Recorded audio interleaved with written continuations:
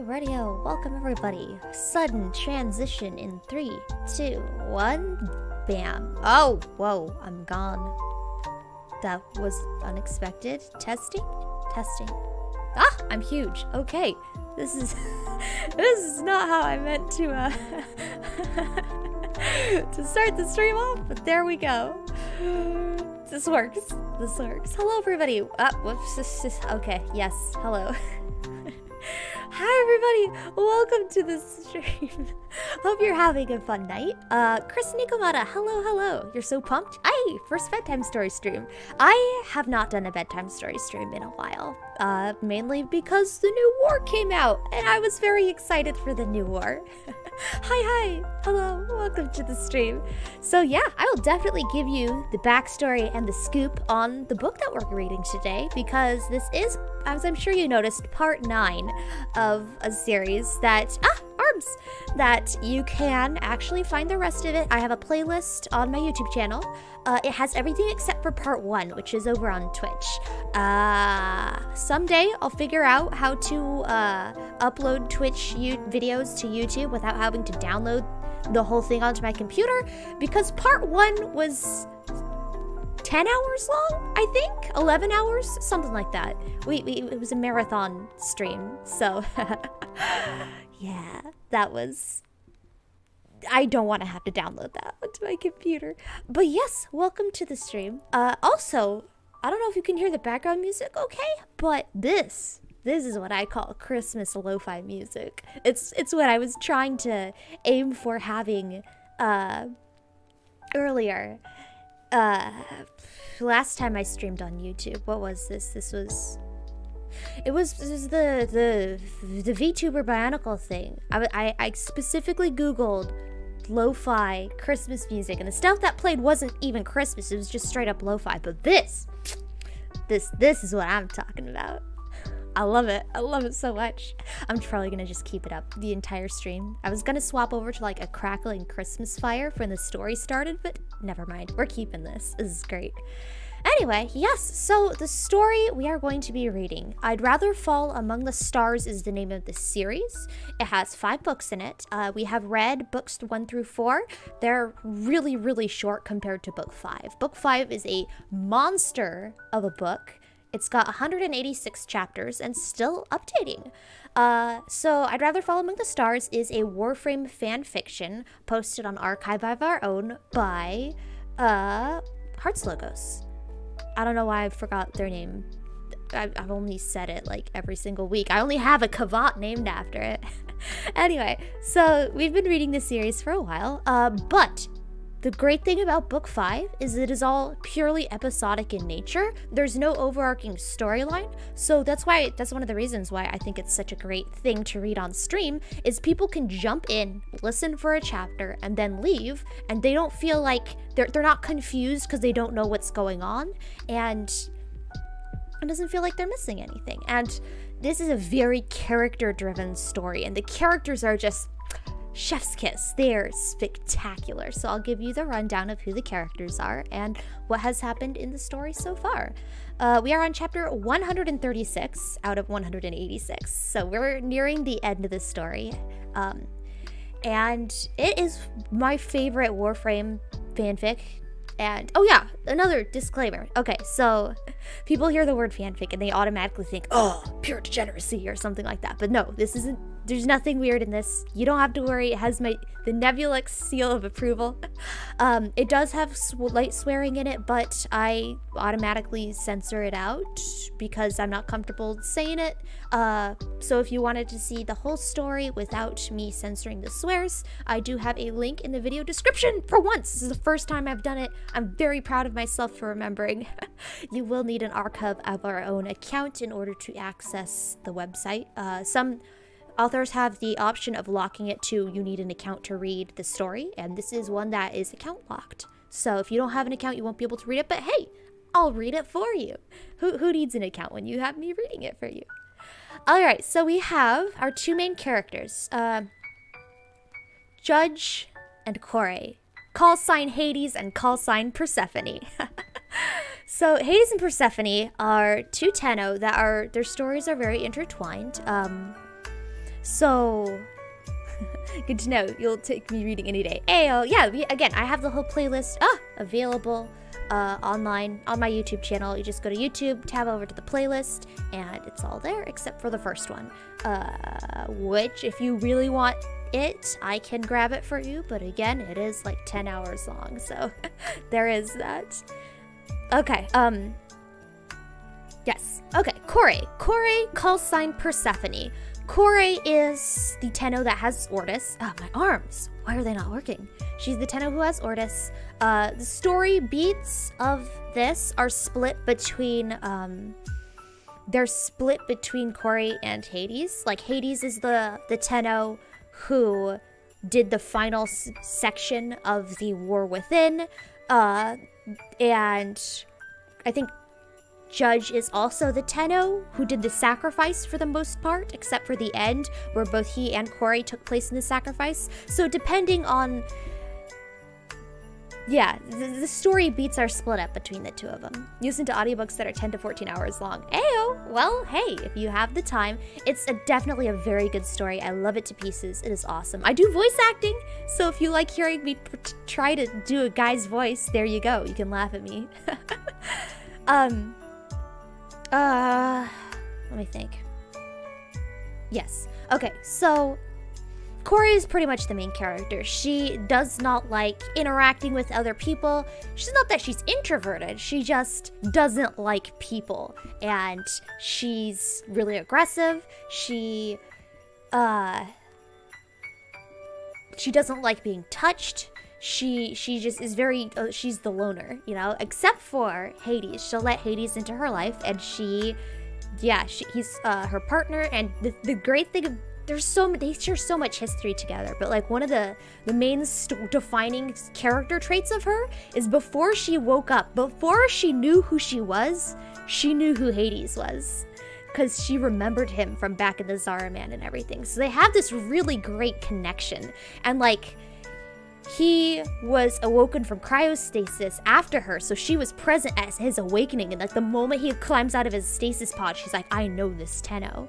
And like, so his entire like noob days of getting used to his mag were overshadowed with Kore like sniping people behind his back and keeping an eye on him and stuff. But yeah, they are currently awoken, and the story so far has reached the sacrifice, so they will be mentioning minor spoilers for the sacrifice. Very minor, I think. She'll mention a name, and that's about it. Kore was also one of Balas's Sarens, one of the original Saren Primes, so that she has a lot of baggage with Balas and him controlling her, and she like deliberately styles herself like to be everything that Balas said she shouldn't be. So he's like, oh yes, you must use delicate whites and greens, and she's like, no, reds and blacks it is. So yeah, that's Kore. And then you have Judge. Come on. Judge call sign Hades, her partner. During most of the Old War, he was locked in an asteroid. So he has a lot of hallucinations. The Man in the Wall specifically targets him a lot because he has a very hard time differentiating between reality and the dream. So he needs to be present. He needs to be in the here and the now. He needs to know that what is happening to him is real. So Kore will, get him gum because she's like, well, you can't taste when you're in the dream. So here, if you chew the gum and you know you're awake kind of thing. I don't know. They just have this beautiful relationship, and it's awesome. Dude, the characters and the character relationships in this story are just excellent. Alright, so those are the two main characters, Kore and Judge. Shame upon me. Kore and Judge. And then you have our secondary characters of Joy, call sign Sheik, and Jude, call sign Punk. So Sheik and Punk are great. Oh, they're so great. So Punk is a star athlete, the best Lunaro player you've ever seen. The moment he goes into a real mission, he's utter garbage. He's just a mess. He's falling to pieces. He doesn't know how to do anything. It's great. So he's just a mess. He's like the character that needs to be carried through literally every mission type. But once he goes into the conclave, he's like pro esports guy. It's hilarious. So and then Sheik, his partner, she bets on him. She's like she makes all the moolah off of betting on her partner, and you know, pitting him against various people, and she makes a ton of money off like betting on the index, and like she's big into like, you know, Warframe stock market stuff, and it's hilarious. Like missions are an afterthought for her. She's just focused on earning credits and getting filthy rich, and it's great. She's bright pink. That's her personality, and it fits. It fits. It's also her hair color, but shh. And those are the two supporting characters. And then you have two more characters. The last two, you have the Empress and the Alpha. They're basically living legends. So yeah, the Empress is like an urban legend. Everybody's heard of the Empress. Everybody knows about that one time that she destroyed an entire outpost using only one spore as a sarin. Like, you hear legends about her. She's perfectionist. She is perfection incarnate. She will, you know, she's that, you know, come on, she's the one who always sticks the landing and sheaths her Nikana really slowly and dramatically, like precision. She's the ultimate war machine. And then you have the Alpha, her partner, and the Alpha, he's basically a cryptid. He's super tall, super thin, super gangly, super spooky. He's the scariest looking person you've ever seen.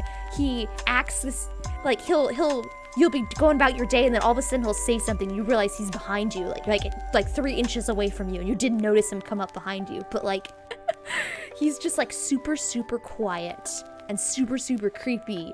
But he doesn't mean to be. It's just how... What do you mean the others don't realize that he's been standing behind them breathing down their back for the past 5 minutes? What? He thought he was being very obvious about it. He's a literal Disney princess. Like, animals cluster around him. He has like 5 trillion Kubro, and he loves them all. He's just always petting animals. He's always like kneeling in the grass and petting animals in his Oberon. It's great. Oh yeah, frames. Kore is a Saren turned Nidus. She really likes Nidus at this point in the story. Judge is a Nova/Mag turned Inaros main. You got Sheik, the Trinity, Punk, the Chroma, Empress, the Saren, and Alpha, the Oberon. And there you go. Those are the 6 characters. So the first mission that we're going to start off with... Oh!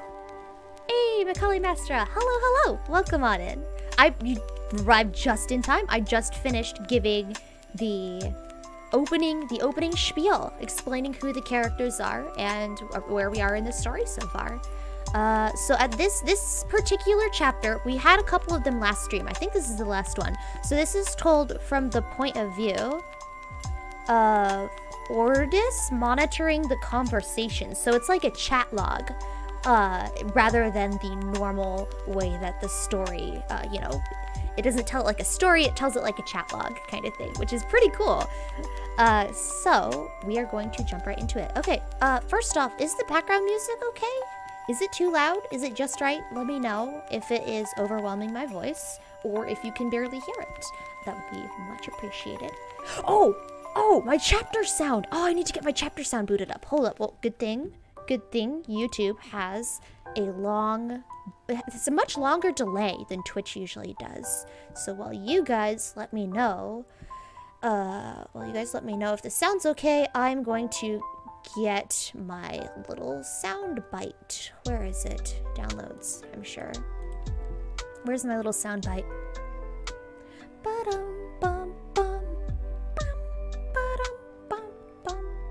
I found it. Oh, that's not loud at all. There we go. Oh, Burning Star. Hello. Welcome to the stream. Got here just in time. We have not started the bedtime story yet. I've just done the opening scrawl of explaining who the characters are and where we are in the story so far. And also explaining that, once again, Book 5 is an episodic in nature book. So there's no overarching storyline. you can jump right in, re-listen to a chapter, and then leave, and you won't be confused. Just as long as you know who the characters are and you know their relationships with each other. This is, again, a very character-driven story. It's a little loud. Okay, thank you. Let me turn this down.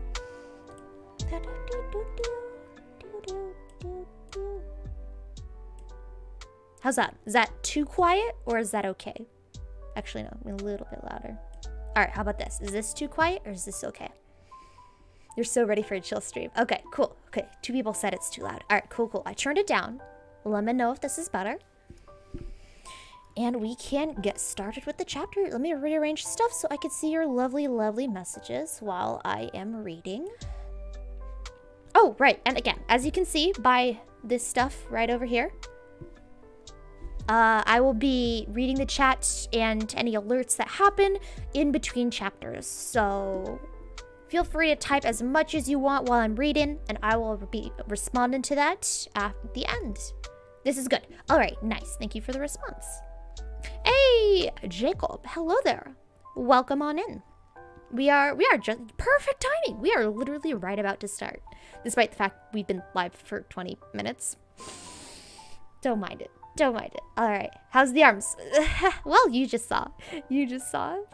All right. So again, this first chapter is going to be artist's point of view, a chat log. They're not all going to be like this.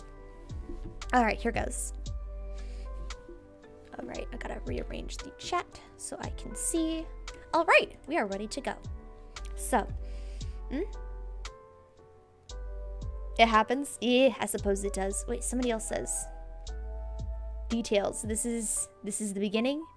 Well, technically this is chapter 136, but it is it is the beginning of the stream. Yes. All right. Here goes. Seas Who Could Sing So Deep and Strong by heartslogos. Chapter 136. Communications offline. Attempting to re-establish connection in 3. Attempting to re-establish connection in 2. Attempting to re-establish connection in 1. Communication grid restored. Initiating patch repair of damaged audio framework. Recalibrating lifestyle monitor and reconfiguring Tenno HUD. Adjusting display saturation. Adjusting for noise. Reconnecting to data scanner and synthesis database. Calibrating and adjusting noise level. Resetting voice modulators and volume input. Sound test for ambient sensory details initiating. Background calibration running. Recalculating for Selenic interference. Calculating transference static interference. Adjusting for transference static. All systems are functional. Readouts are stable. Biological readouts are stabilized and transference is steady. Hades. Did you get thrown through a scrambler? Punk. My brain hurts like a sore muscle. Persephone, do not make the joke. Persephone. I would never. Sheik. Don't get thrown through a scrambler. Punk. I didn't choose to get thrown through a scrambler. It just happened. It's not like I saw it and thought I'd love to get thrown through that and get my entire nervous system fried. Did you guys know there was a scrambler there? Hades. Yes. Sheik. Yes. Persephone. Yes. Empress. How did you not see the scrambler's motion sensor? They aren't hidden. Punk. You know that literally everything in a Grenier ship is some shade of brown and orange, right? Hades. Are you trying to tell us you're colorblind? Alpha. Infiltration completed. Persephone. How the void? Sheik. Void and stars! Hades. Void. Punk. Seriously? Empress. Excellent work. Squadron, fan out and start searching for those hidden caches. I think I have eyes on a potential target. Hades. We've been here for 10 minutes. How did you hit every single data point so fast? Persephone. I don't know why I'm surprised anymore. I should expect it by now. Sheik. I bet he didn't even have to kill anybody to do it. He just walked right on there. He just walked right on in there and took the files and left and no one even knew. Punk. Seriously, Alpha. Seriously. How do you do it? Alpha. I tried hard. Sheik. It's been 10 minutes and you hacked all 3 data points without tripping a single alarm or killing anyone. And the alarms are already on because of a certain blue Tenno. Hades. Is it me? Sheik, Hades, please. Alpha, I tried really hard. Persephone, I found a cache. Empress, I appreciate one of you being on task. Alpha, I was on task. Empress, I know, love, I know. Thank you. Persephone, I have it. Also, this area of the base is cleared. There are some bodies. I attempted to shove them in storage containers, but I think any passing patrols will notice. So just kill anyone coming this way. Or detain them. Or some... Hold, squadron leader. I'm getting static interference. No scrambler. No alarms. Something is trying to breach my system. Empress, squad, sound off. Sheik, clean, full health, full shields, a half energy, no variance. Punk, clean, most health, full shields, a little under half energy. Some disorientation from the scrambler, but otherwise fine. Hades, clean and clear, full health, almost no energy, no variance. Alpha, clean and clear, no damage taken, no sights. Empress, Persephone, hold position and report any changes. I think you have the Groostrag 3 hot on you. Any other bounties? Persephone, Sanuka, but that isn't new. Stalker, New Loca, Perrin. Sheik, it isn't a Sanuka. Alad V would have started talking. He can't keep his mouth shut even if someone had to wire it that way. Punk, word. Empress, squad, converge on Persephone's position and keep an eye out for extra security. Eximus, Bombards, Manix, Executioners. Hades, moving out now. Closest ETA? Alpha, acknowledged. Farthest out. I was next to our extraction point. Empress, noted. Check our backs. Punk, I'm closest. Persephone, keep an eye out. I think I'm only a few halls down from you right now. I'll be approaching from your left. Persephone, noted. Sheik. Empress, I'm converging on your signal. I'll flank. Hades is already with me. Empress, understood. Persephone, any changes? Persephone, I think you're right. It is the Groostrag 3. No signs of the rooms being sealed yet, Squadron. I'm moving from this room. I'm heading into one of the open areas just in case. I do not want to be stuck fighting those three in a closed hallway. Empress, acknowledged. Punk, noted. Hades, recalculating closest path to you. Sheik, turn here. Looks like a shortcut and we could bypass any security patrols already out. Sheik, got it. Alpha, incoming. Security personnel on their way from my side. Fresh. Unaware, most likely. Empress, good. They won't know what they're going into. Ranks, Alpha, several heavy Eximus. At least 2 arson teams. No Manix on radar. Empress, good. Persephone, eyes on the Groostrag 3? Persephone, not yet, squad. I am in holding position. Punk, ETA? Punk, I see you. Persephone, when I have eyes on the 3, I'm going to use Nidus's link up on you, Punk, so don't go too far from me. Punk, does it have to be me? Why not Empress or Hades? Persephone, you're going to need it the most, especially if you enter close combat with one of the 3. Punk, but it's so gross. It's all wiggly, and it makes these weird sounds, and it feels all crawly, like worms or some other nasty stuff. Persephone, go cry about it. Punk, maybe I will. Sheik, cry about it after we deal with the Grineer assassins. We've met up with Empress and we're on your way. Alpha, I've taken care of the backup headed your way. Empress, thank you. Keep an eye out. Alpha, I found the caches. Punk, why are you so ridiculously good at everything? Alpha, Punk, tried hard. I know, buddy, I know. It's starting. ETA? Empress, we're here. Fan out. I would like it if we could get a sniper, but since Persephone is the target and Alpha's ETA is unknown, we'll make do. Punk, stay close to Persephone. Sheik and Hades engage from the back. Sheik, switch to day form. Hades, hit Sandstorm as soon as you get in range. Sheik, done! Hades, got it.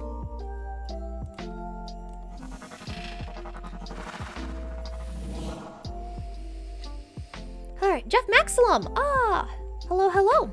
Yeah. Oh, yeah. They don't want to work. There we go. Hello, Jeff. Come on. I just want to wave. I want to wave to the person. Could you not glitch out for 5 minutes? Jeff Maxlove, hello. Welcome to the stream. You love getting scrambled? Those magnetic procs. Lovely. That's what I assume it is. It's probably, yeah. Grineer door magnetic proc. Yeah. That's why as a noob, I'd always run Arcane Nullifier. It just makes everything so much more convenient. Anyway, yeah, it's a pain. It's a pain. Their voices are good. Hey, I'm glad you like them. Hey, I'm glad you both like them. Anyway, there we go. Next chapter then. All right, normal chapter. Here we go.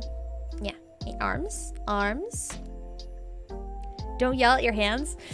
Well, they deserved it, so I think they got what was coming to them. Are you try the game Cat Goes Fishing on one of your next streams? I've never heard of this game before. Cat Goes Fishing. Let me look it up on Steam. I'm probably not going to, but I mean I could look it up and see what's going on. Hello, if you could load the store, that would be nice. Cat goes. Wow, I can't spell. Cat goes fishing. All right, what is this game? Start out on an island with a basic rod. Oh, it's a fishing game. That's why you suggested it. Yeah. Man, a fishing game. I love fishing games. Fishing games are the greatest. This looks pretty cute. I'm probably not going to be doing it anytime soon, though, to be honest. I do have quite a number of games that I want to get through first. But it's very cute looking. But no, probably not. I do have a backlog. All right. Moving on to the next game. Next chapter. Chapter 137. The automatic doors to the... Let me start that over. Ah, hello there. Some nice black metal sea shanties? What? What? Where did that come from? Black metal. Is that a genre of metal? I don't know what the black adjective does. Metal sea shanties. I do like sea shanties. Them's very cool. Alright. Chapter 137. The automatic doors to the Lunaro pitch come to a slow, hissing close, and they're alone. Jude materializes, transporting himself through the void into a pure, bright blue heat shimmer of light, and stands in front of her, grinning. I did real good out there today, didn't I, babe? Joy rolls her eyes, stepping through the void and blinking as her vision changes to adapt to seeing with her own flesh eyes instead of through her warframe. You didn't make me lose any money. So I did good. You did all right. Joy shrugs, arms crossing as he walks over to her. She can almost taste the adrenaline-fueled excitement rolling off of him. How are you sweating? It's not like your real body's doing the work. She can see that his pupils are brown too, dark circles surrounded in a thin ring of blue light. There's a light sheen of sweat that's making his blue hair stick to his temples, though most of it continues to fluff up. He only stops once he's standing right in front of her, the toes of their boots almost touching. He grins down at her, eyes bright and vivid this close. Joy can smell the faint traces of kuva on his breath. Have fun? Joy asks. Loads of it. Jude puffs his chest out, fists on his narrow hips. Man, nothing beats having a good day on the pitch. The sound of people cheering, the hum of the ball when it gets unstable, hearing the other tenno cuss when they miss a block. Jude winks down at her. Look into the stands to see a bright pink trinity there waiting for you just after you make a goal. The taller tenno shakes his head, leaning back and breathing in dramatically. The only thing that could make this better is if my best friend, my buddy, my pal could have been cheering for me, if not playing with me. Percy isn't your best friend. Jude glances down at her, mischief in his eyes. Jealous? Joy snorts and rolls her eyes. Aw, babe. Jude leans down so their eyes are level. You know you're my best babe, right? I love you. Joy claps her palms to his cheeks and squishes his tan skin, pressing her thumbs into his cheekbones as he continues to beam at her dopily. Stars, if he isn't the most handsome person she's ever met in her life. Well, no. There's the alpha, because he's got one good face. It'd be even better if that face were capable of making any expression. Well, he's one of the most handsome people she's ever met in her life, and kindest, and ridiculously, to the point of absurdity, good-hearted people she's ever known to exist ever. Jude's the kind of person you hear about in old children's stories, the kind of hero who saves the poor and frees princesses from towers and gets gifts from gods and fairies. Jude lets her hold his face in her palms, squishing his cheeks and just looking at him for a while. Even after the elevator stops. The stadium isn't going to be used for the rest of the day cycle, so there isn't anyone around who's going to be using the players' lift for a while. They have time. Love you, Jude repeats. Come on, babe. Say it back. I won you a lot of credits today. You know I always perform so good for you. You reek, Joy says. He definitely took some kuva while he was... He definitely took some kuva while he was in that match. There's even a faint red mist of it coming out of his mouth when he laughs. Come on, I need to collect my credits and I need to parade you around for some photo ops. Did my sponsor mark get scratched? You took some pretty reckless dives. Your frame is beat up and we just got the paint job redone. Don't mind. You like a bit of rough. Jude's eyes crinkle around the corners. He's not wrong. But Joy's not going to let that slide. She changes her grip on his face to a pinch, pulling his cheeks out as far as she can. Jude yelps in protest, eyes squeezed closed as he bats at her hands. Ow, ow, ow! I'm right, though! Joy continues to stretch his face out for another few seconds before letting go. Don't ever let Hades or Persephone hear you say that. They'll ask you what you mean, and then we'd have to explain it. Come on, Joy, Jude whines as he follows her off the elevator, both of them phasing back through the void into the safety of their ships and resuming transference with their warframes. I can't be the only one dying from them not realizing they're in love with each other. What harm could a little kiss do? Just let them kiss. They're like 1,000,000 years old. Shouldn't they have hit puberty already? I mean, Hades had that growth spurt a while back, right? They're babies, Joy says. Don't rush them. They'll figure it out when they figure it out. Let them hold on to this bit of innocence. Now shut up and look pretty for the Lunaro fans. And don't you dare listen to any sob stories today. I don't have time to be hunting down whoever suckered you into buying them a 5 million credit ship. Well, don't. I don't have any matches after this one, though. No, but there's a fair on Cetus right now to celebrate the harvest, and I promised Alpha we'd go with him and help him find something to get for Empress. The boy is so sweet on his girl. I'm sweet on my girl. Oh, are you now? Joy replies teasingly. Yeah, Jude says, playfully nudging her. I'm so sweet on her, I might even use my sports skills to win her a prize at one of those little booths. And would your girl like a prize? She would if it's something fried and greasy, Jude says. He definitely isn't wrong. I'm looking forward to it, so don't get distracted during the photo op.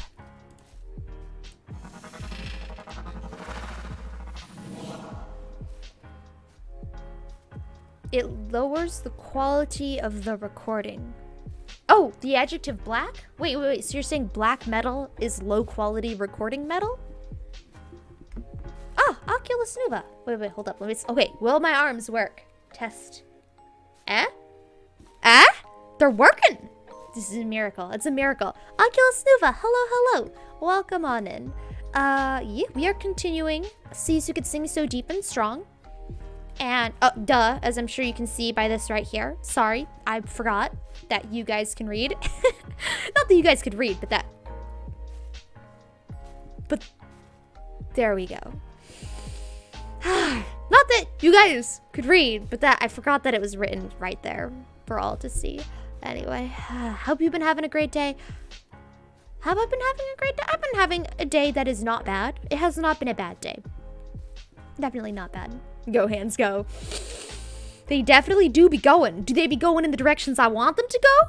Who knows? But they do be going. You can't redeem the dab, so you simply request one. Sure. What harm can come from a requested dab, since you asked so nicely? Yeah. No, that did not work. Yeah. That also did not. Why is this not working? Hold up. Yeah. Maybe if I. Okay, arms. Yeah. I'm not dabbing. Why is my head not going down? Here. Hold up. I'm gonna mute myself 1 second.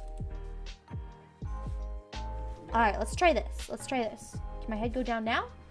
Why is it not going down? This is weird. This has never happened before. Yeah, I don't know. I can't. Okay, I can do a partial dab. Let me mute myself again. I'll do a partial dab, but it doesn't count. It's not a real deal because, yeah. Oh, it worked. Hey, there we go. Determination. Gotta get that determination. The dab's breaking me. Yeah, I don't know why, but it did. You can't read or spell. Wow. Well, congratulations on being able to type that flawlessly. Actually, no, it wasn't flawless. You didn't capitalize the I. All right. You can't read or spell. Got you. It's a very specific offshoot of death metal. Sometimes lower quality sound, but far from always. Okay, cool. I know nothing about metal. I never listened to metal. Well, I listened to it when somebody cues it up in the Discord channel. But that's about it. I never queued up myself is what I'm saying. My neck is broken? Pretty much. It refuses. No, we got a mini dab. We got one. I have to dream dropping something on you, but you can't. Yeah. I can do it manually. Hold up. I can do it manually. I completely forgot about that. I do not have it loaded up though. It'll just take a second. I can drop something on me since you asked so nicely. It's loading. Bun-dun.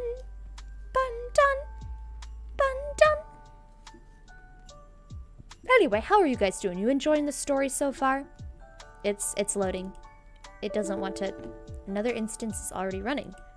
No, it's not. Where is this running instance? Hello? Oh, it just took 5 years to load. Probably because I'm live. That's probably why. All right. 5-year loading screen. Here we go. All right, let's try this out. All right, I'm gonna go invisible. Whoa. Oh, there were 2 of me on the screen. Whoopsies. I didn't even notice that happened. All right, here we go. That was the wrong button. There we go. There. I hope you're happy. The thing hath fallen upon my head. There's a... What is this, a cherry pie? It looks like a cherry pie. Arms, please! Please, could you not? Oh, well, there you go. You got the... Arms! Arms! Please. Please. Anyway. Whoa. Let's not. Alright, back to normal. Normal Neb. There we go. You wanted it to be a box? Well, too bad. The game decided that it was not a box. Alright, I'm closing that out. You got 1 drop. And it happened. You always enjoy the Neb stream? Well, guess what? I always enjoy the fact that you show up to my stream. So there.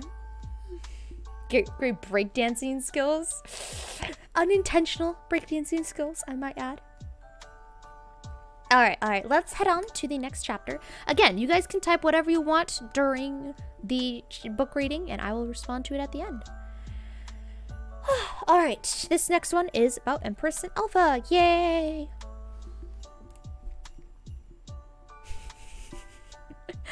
Alright, chapter 138. It's a beautiful day. It's a beautiful day on Earth. The sky is blue and bright, with the occasional cloud rumbling its way across that vast blue. Birds are singing. The grass is swaying in the cool, refreshing breeze. The sun is warm, but not hot, and the shade is cool, but not too cold. And Empress is wasting it. She's bored. Empress hasn't been bored in years. It actually took her a few minutes to place this feeling as boredom, and it only took that long because the time she spent deciphering this was interesting and not at all boring. But now that she knows and recognizes it, this is very dull. She doesn't have any missions to go on. There aren't any Grineer camps to assault.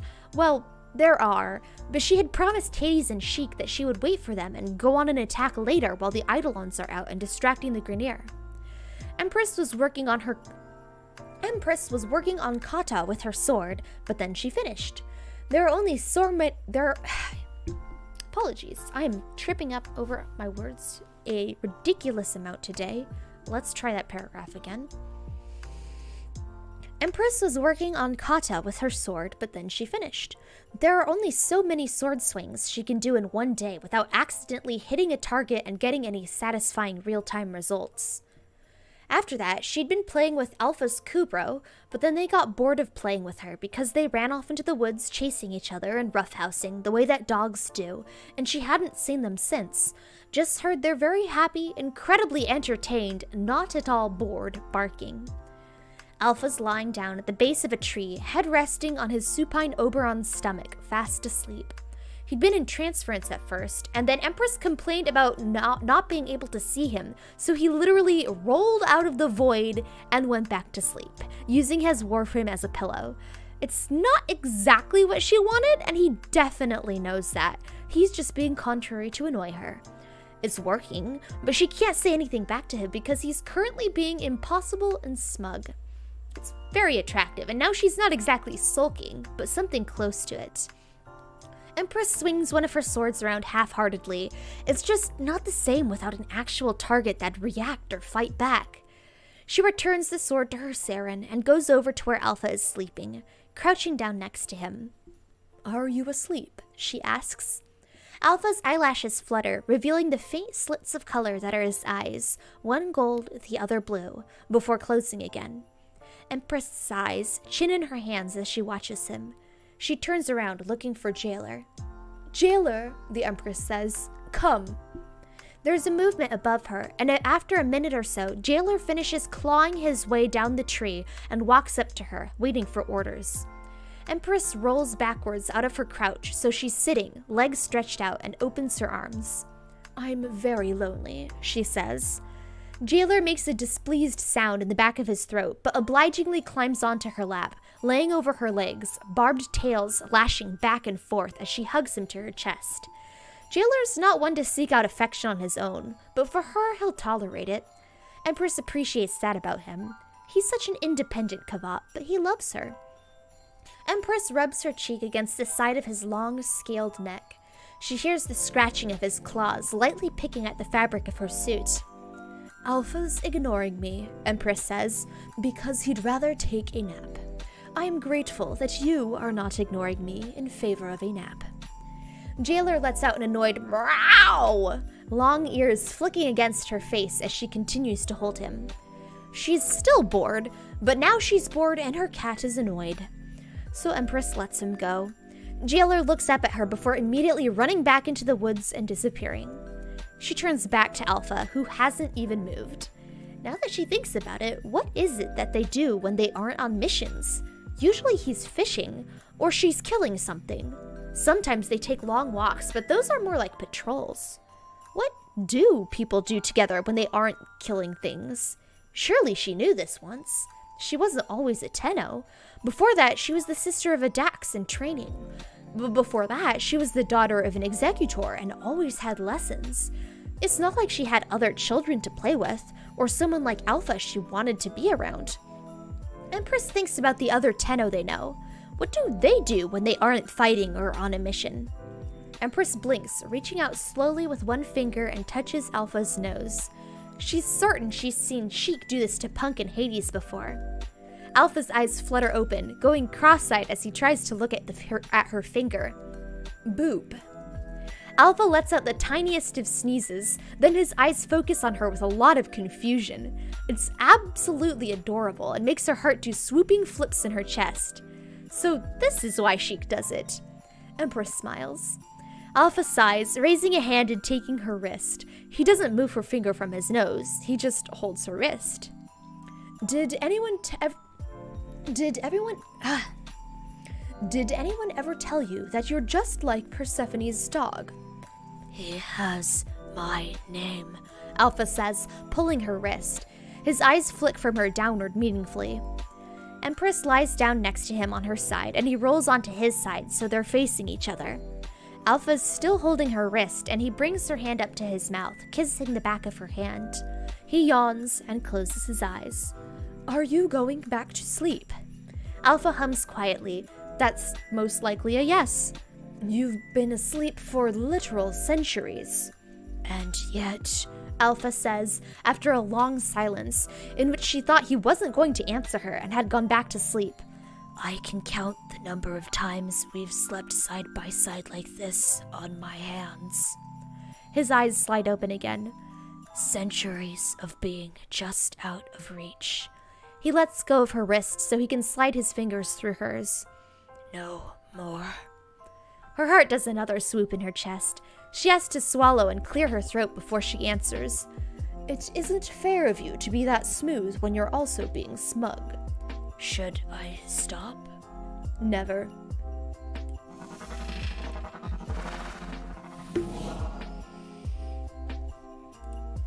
She can't keep getting away with— Oh, you're talking about the no you card? Pfft, come on. What? Who is going to bring justice? Nobody. I cannot receive any sort of punishment for keeping on giving you guys the no you cards. You have no power here.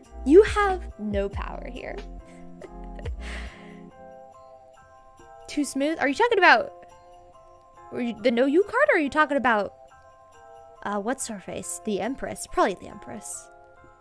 Oh no. No you card. Okay, got you. I have not seen the movie. Nope. If Bionicle is one of the inspirations for this series, what series? You're talking about the Warframe book I'm reading? No, I don't think— What? No? I don't understand why it would be. There's nothing that connects this to Bionicle?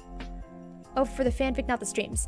Yeah, no, there's nothing that can— This is a Warframe fanfic. The inspiration for this fanfic was Warframe.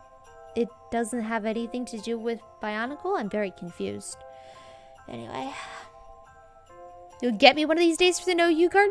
You can certainly try.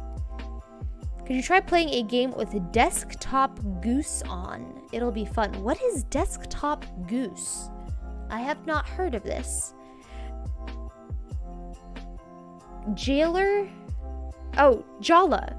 Jala and Jailer? No, Jailer is spelled like the jailer of a prison. Like a prison jailer.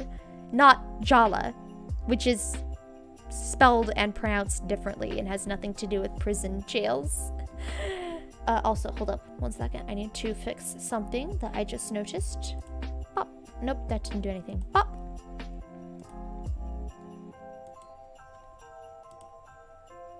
Alright, fixed. All good. All better. To tie them together, you got nothing else? I got nothing else either. I got literally nothing else. Look it up on YouTube. It's fun. I will. I'll if I remember. I don't know if I'll remember. Who knows? My memory is very terrible. It's full of holes. You didn't know this spelling. Okay, yeah. I don't know. I don't know. But hey, if you guys got any Bionicle stories you want to shoot my way, let me know. I'll definitely read those. Man, I love Bionicle. Completely unrelated. Probably need to pay attention more. All right, fair enough. Fair enough. You guys have... Oh, yeah. And that's another thing I forgot to mention in my giant 20-minute info blurb. If you guys have any questions about anything that's going on, like who is Jailer? Jailer is the Empress's Kavat. He's giant and black and swole as heck. Yeah. If you guys have any questions, I will be more than happy to answer, whether it's lore questions for this fanfic or if it's Warframe questions. Like, what is a Grenier? I could probably help you out with that. Alright, anyway, I'm gonna go over to the next chapter. And yeah. Chapter 139. Wait, who's saying this? Hold up. Judges. Okay, cool. Sorry. I've not been on top of my game today. I promise. My readings are usually better than this. Have you seen... Sorry, chapter 139. Have you seen my notes on the Corpus's latest mining equipment? I can't find them. I think Skyla's started to hide my displays. Did you tell her to do that? Judge calls out onto Corey's ship, feeling parts of himself relaxing that he didn't realize were tense. Maybe his ship is cold after all. Corey always complains about that, but Corey always runs hot. The temperature on her ship is normally cooler, but in the places she's been it feels warm. He's not sure if that's just something to do with being Madurai, or if that's his head playing tricks on him. Either way, he imagines the gold of her void energy like dust motes in the air, coating his skin, and he feels good. Corey doesn't answer, but that isn't new. He goes to stick his head into her room and he doesn't see anyone in there. Well, her contract just gives him a mean look, and the Norgs look as furious at their captivity as ever. Someday he's going to have to save Corey's life from a Norg coup, and then she'll thank him for all of his caution. Joy the Kavat's ears prick up. He can see the bright pink of them through the glass. Judge clicks his tongue, and a moment later or so, he sees Joy stretch and the click of her claws as she comes around the main aquarium, looking at him with patient acceptance.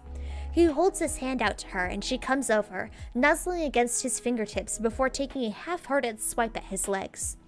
Where's Corey? He asks her, and she rubs against his legs on her way out, tail hitting against his shins as she goes up towards the navigation deck. Judge follows, and he can see the ramp is already descended, and he looks up, question about to repeat on his mouth when he stops dead. He stares. Am I hallucinating? He's shushed by 4 people at once. The Empress is sitting on the small jut next to the radio scanner, legs crossed, combing her fingers through her long dark hair. Alpha is sitting at her feet, leaning against her legs and stretched out from one side of the narrow walkway between the main files on the console and the market console, with Alpha the Kubro lying down over his thighs and knees. Sheik is sitting across from the Empress, cuddling with Percy the Kubro. And Corey herself is standing on the other side of Alpha's long legs, arms crossed. She's not in her full suit, just her boots and leggings and wearing a light shirt, but she's still got her scarf on. But she's there. What? Judge croaks out, voice cracking absurdly high. He feels naked. He's just wearing a pair of shorts and a light shirt because Corey's ship is always warm. He isn't even wearing shoes. His bare toes curl on the orbiter floor. What's happening? Judge would continue speaking, but a flash of dark energy flies at his face and dissipates just before it hits his nose. The Empress holds a finger to her lips. Judge's voice takes flight. The 4 Tenno crowded around Corey's scanner seem to lean in and wait. Hey there, dreamers, a woman's voice says, and Judge opens his mouth to ask who that is, but the part of him that has a sense of preservation in the face of the Empress immediately shuts him up. Instead, he quietly walks over to join them, awkwardly sitting next to Sheik on the overhang above the ramp, and listens with them. The devil is home and the shades are up. That's right. It's just you and me, passing each other slow with a nod and saying all that needs saying. Judge looks around the assembly of Tenno to see if this is making any sense. He has no idea what this means. Is he supposed to know? I'm Nora Knight, saying, you live with the wolves, you better act like one. The transmission ends, and Judge looks around to see if this means anything. Corey looks around at the 4 of them. That's Nightwave, she says. I love it! I love it, Sheik and Empress both say together. Whoever Nora Knight is, Sheik says, I like her. The bit about wolves? Excellent. Alpha lightly knocks his head against the Empress's knee. I worry. Empress runs her hand over his hair and his eyes slide closed. Don't worry, I can be wolf enough for both of us. What? Judge keeps looking at everyone, not quite sure if this is real or not. He doesn't think his mind is capable of hallucinating this in-depth with this much detail. Also, he doesn't know if he has anything close to Nora Knight in his mind that can be used against him. That's Nora Knight, Corey says, and it's her real voice. What? When did this start happening? What's going on? Judge is so confused right now. She has a channel called Nightwave. I like her. Judge stares at Corey. Corey stares back at him. Jaw closed, Sheik says, and his teeth click shut when she taps his chin. We're all fans of Nora Knight here. I mean, I didn't know who Nora Knight was before, but Persephone called me over asking if I've heard any of the transmissions, and how could I say no to that? I didn't know if I was the only one catching the frequency, and I didn't want to risk losing it, Corey says. I like her methods, Empress says, and her attitude. I respect it. The Empress smiles quite pleasantly. I appreciate the endurance it takes to pull off long and slow revenge. Judge shivers, feeling a cold chill flow over his skin. Cute toes, by the way, Sheik says. Judge's toes curl. Thanks. Corey had painted his toes a bright pink the other day when he fell asleep listening to her talk about her research on hybridizing Earth and Venus flora. He'd woken up with his feet on her lap and her looking very smug. Do you guys normally come here? This is my first time, Sheik says. Empress also nods. Alpha holds up 2 fingers. The 3 of them turn to look at him. I had him come over to help me with some plants, Corey says. Alpha's head quietly bobs. Has Punk? Judge looks around. Judge looks around in case he accidentally missed seeing the blue tenno. Absolutely not, Corey hisses vehemently. We are never going to tell Jude we came here, Empress says. This meeting did not happen. Is that understood? He must never know. He can absolutely never know. Well, at least Judge hasn't missed that happening. Okay, Judge breathes out. So, who's Nora Knight?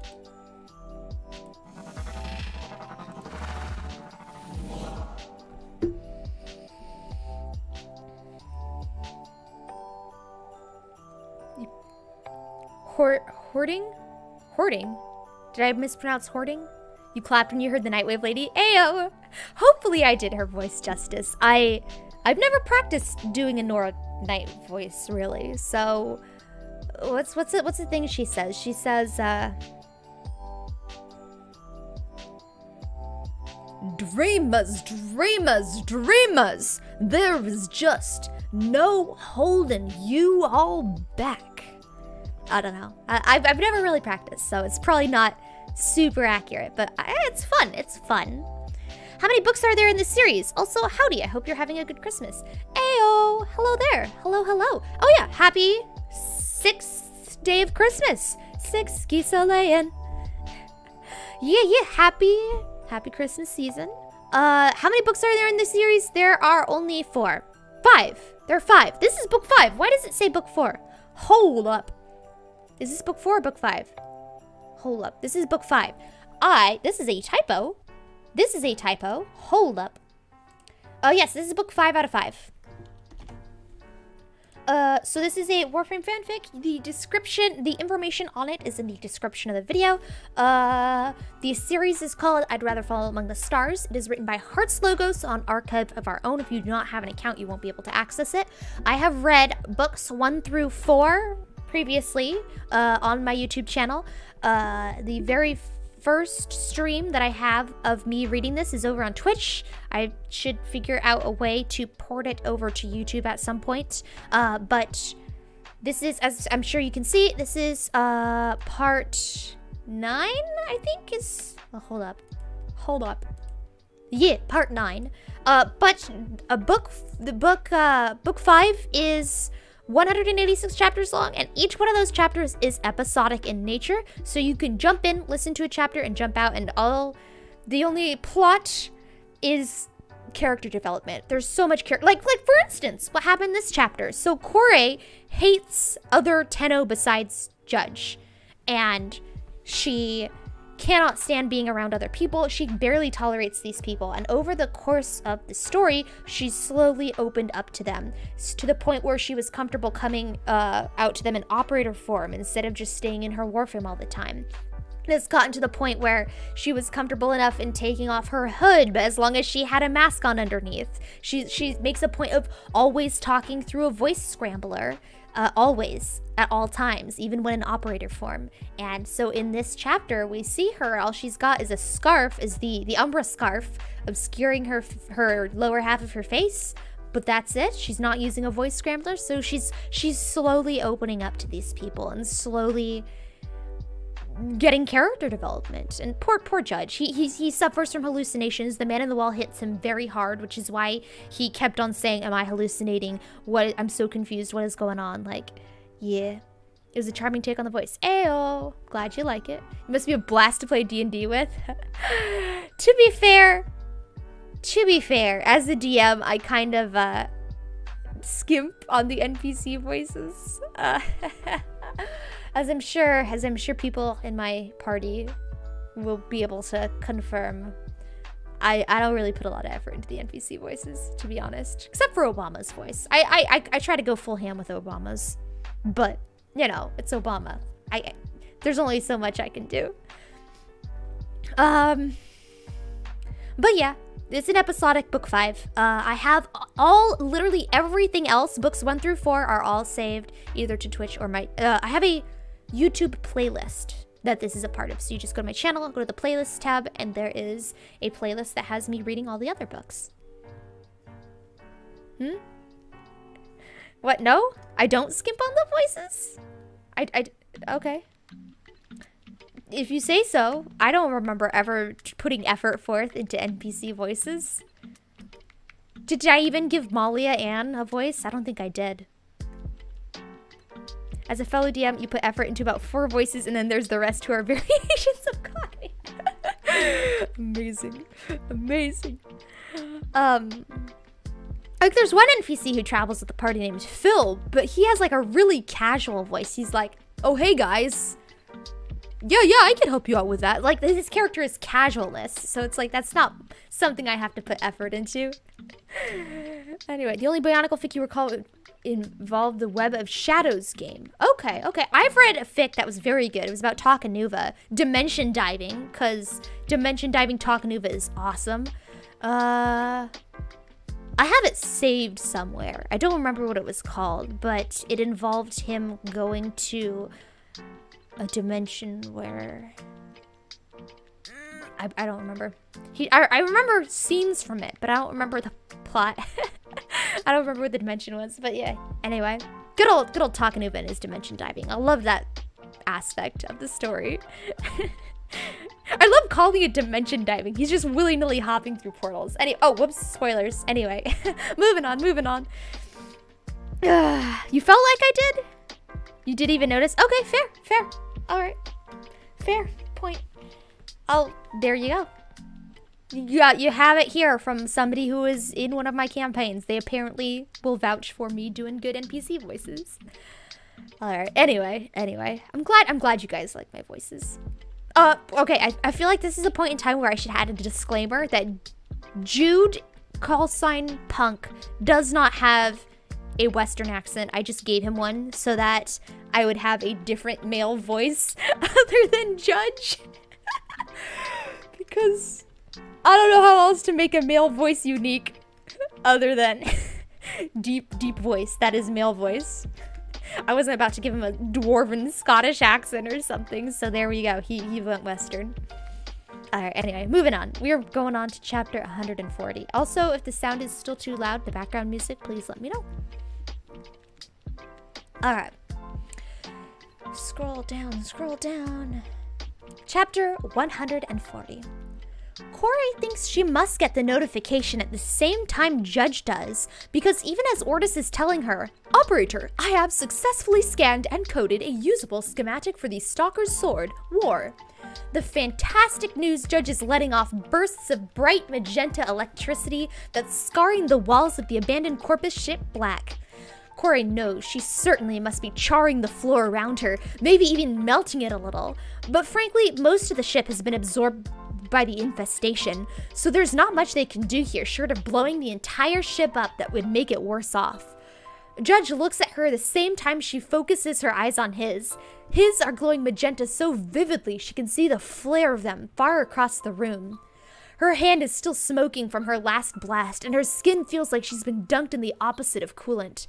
The same texture and consistency, but hot. Which is possibly what lava feels like. Corey has no idea. The only person she knows who's been wading through lava is the Alpha, and getting details out of him is like trying to pry tears from a rock. Frankly, you'd have more success getting answers out of Ballast than Alpha. Judge's smile is a bright thing that kicks her straight in the ribs, but she's smiling too, even if she's wearing a mask and a scarf over it.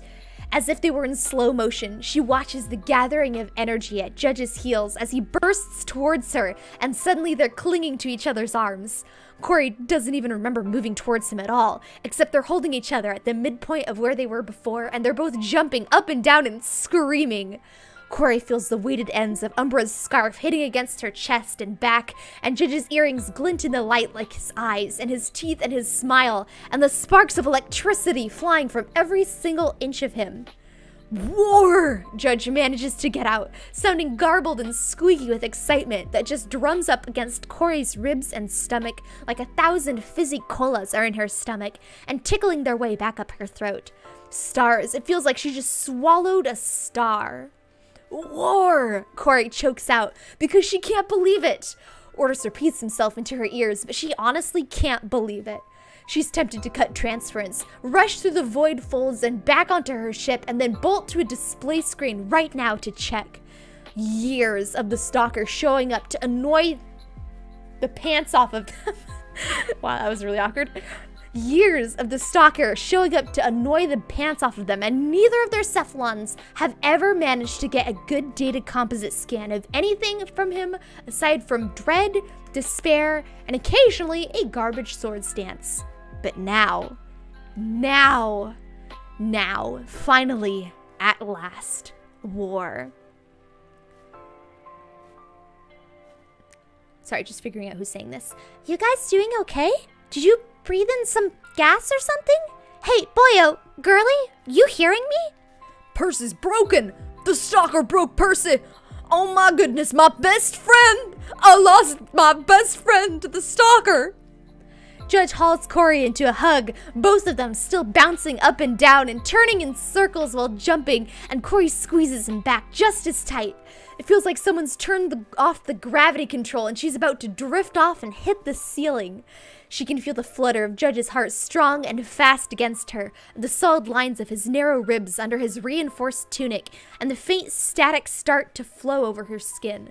She can feel her hairs start to stand on end, and she's just so happy. She feels him panting and laughing against her, the rush of his energy touching hers.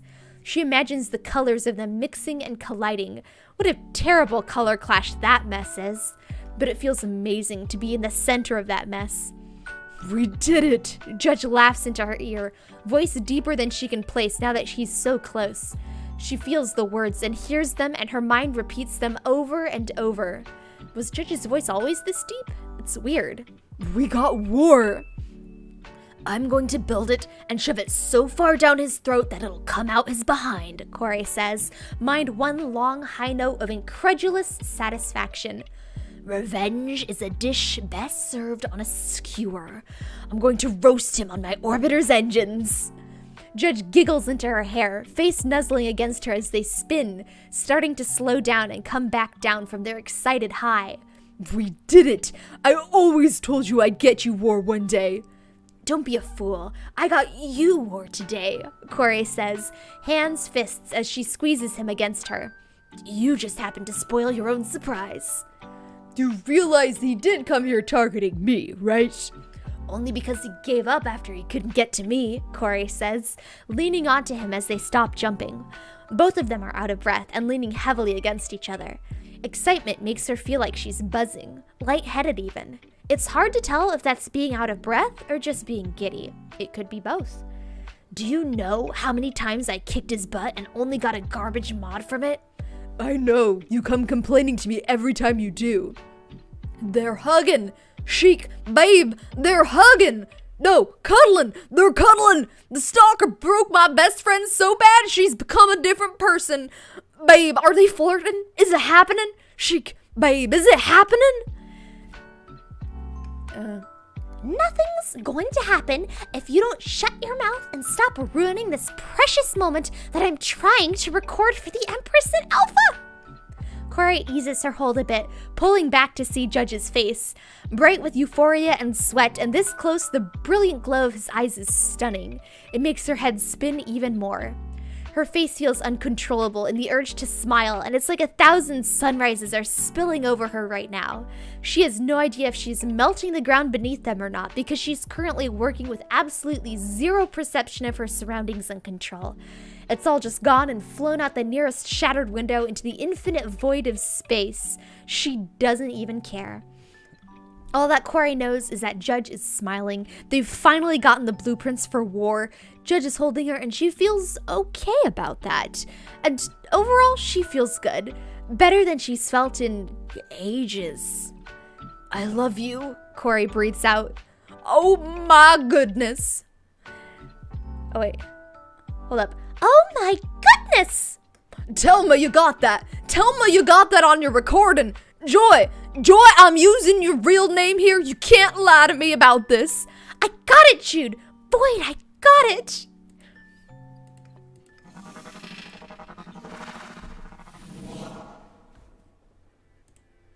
Eh? Engine loading? Did the connection cut out? Hold up. Did the connection cut? I'm not getting any alerts. It might be... Try refreshing the page? I'm not seeing anything on my end. Settings. Bitrate is higher than recommended. Is that bad or good? Stream health. Says it's higher than the recommended bitrate. I do not know what that means. The stream is fine? Was my face glitching out? Was my mouth not moving? I'm so confused. I should try a German voice. Well, there's always the medic from TF2. He's got a German voice. I think that was when you subbed in pants for the stalker bit. Ah, got you. Yeah. Again, if you wanted to read the whole unedited story, the link is in the description. But yeah. What was I gonna say? I was in the middle of saying something. Oh yeah, medic TF2, German voice. What's a medic line? I am fully charged. I don't know. I'm trying to figure out whose voice. All right, got you. I mean, okay, you know how books are, where you have to figure out who's talking by context. It doesn't say he said, she said. He said, she said. Wow, okay. I'm really tripping over myself today. It doesn't say like he said, she said. It just, transitions between people and you have to figure out who it is based on context. You know how it do be. See, if this weren't live, I could just, read ahead and figure it out and then edit out the long awkward silence. But no, this live. All right, moving on to the next chapter. Again, these are pretty episodic, which I like. And the character arcs and interactions are great. Dun, dun, dun, dun, dun. Yeah, but war. So who here has war on their Warframe account? Who here has multiple war blueprints? Like, Stalker doesn't want to drop anything other than Dread. Like, Dread's the only thing he ever drops. Y'all know the memes.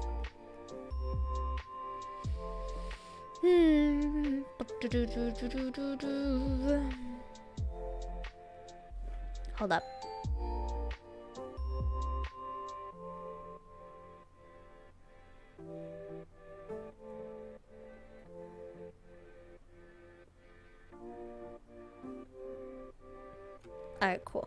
Alright, cool. Sorry, I got distracted by a thing. Apologies for the delay. Somebody said a thing. You wonder who has multiple wars? Do you have multiple wars? I'm just saying. War's got a very low drop rate. I think actually the drop rate for Broken War feels lower than the drop rate for War. Personally, I think I have less Broken Wars than I do Wars. You still don't have Hate or Despair, but you have 3 Broken Wars. Dang. I guess, what are the drop rates for War, actually? Stalker. Warframe. Wiki.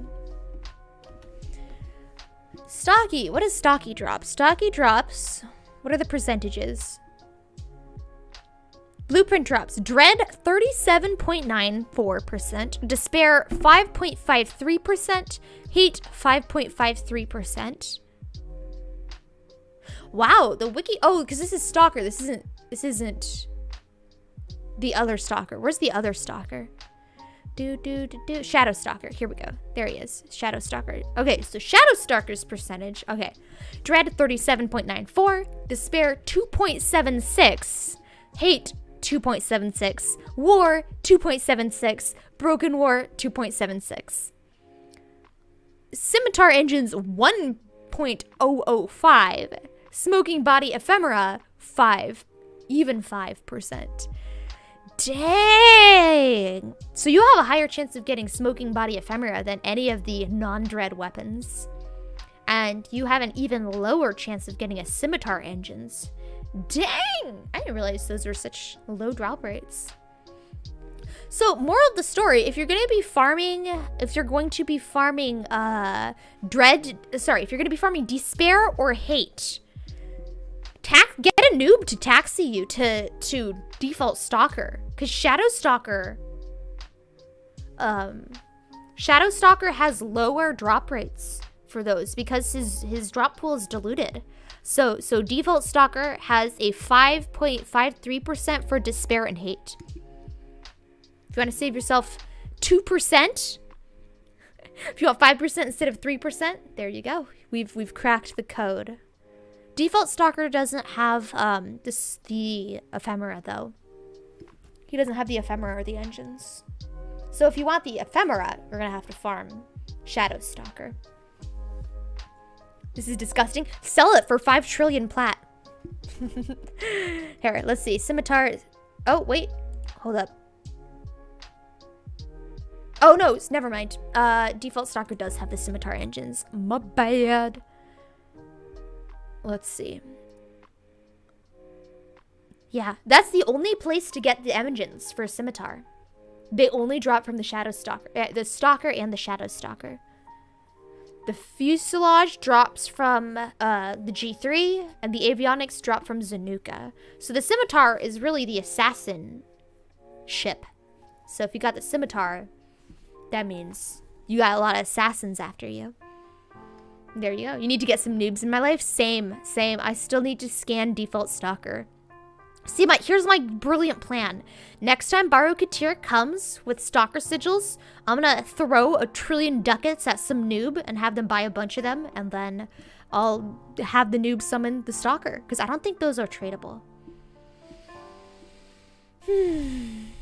Alright, anyway, moving on. That's enough me looking at the Warframe wiki for drop tables. Let's move on to the next chapter. We've read like, what, 3 chapters or something? Now we're an half into the stream. What is this? Shame and dishonor upon you. You're a noob? Sorry, Chris. You don't count because you've done the second dream. So once you do the second dream, it upgrades the Stalker to Shadow Stalker. So you know how during the second dream, Hun Hao gave Stalker a bunch of cool armor and he gave him that giant sword? After you complete the second dream, the Stalker permanently has that armor and that sword. And he is upgraded from the Stalker to the Shadow Stalker. So you no longer have access to Stalker. There you go. Let's see, is there any other noob? Captain Geo. I'm gonna have to bully him into taxiing me. I don't know. I guess I could go into a regional chat. and advertise for noobs, but I feel like they'll be worried I'm trying to scam them. Anyway. Nice, you graduated from noob? Maybe. We'll see. We'll see. But yeah. Yeah, technically, yes, you have gotten to the second dream. Ta-da! Have you done the War Within yet? Probably not. It's a very long quest. If you do the War Within, that is a quest worth streaming, I would say. Just you don't have to. You don't have to. I don't want to bully you into streaming. I'm just saying. I'm just saying. Noob first class. Yes. Yes, noob first class. This is great. This is great. All right. What was I saying? I was saying a thing. Oh, well, whatever it is, I'm sure it wasn't important. Let's move on. Complete. Oh, somebody said a thing.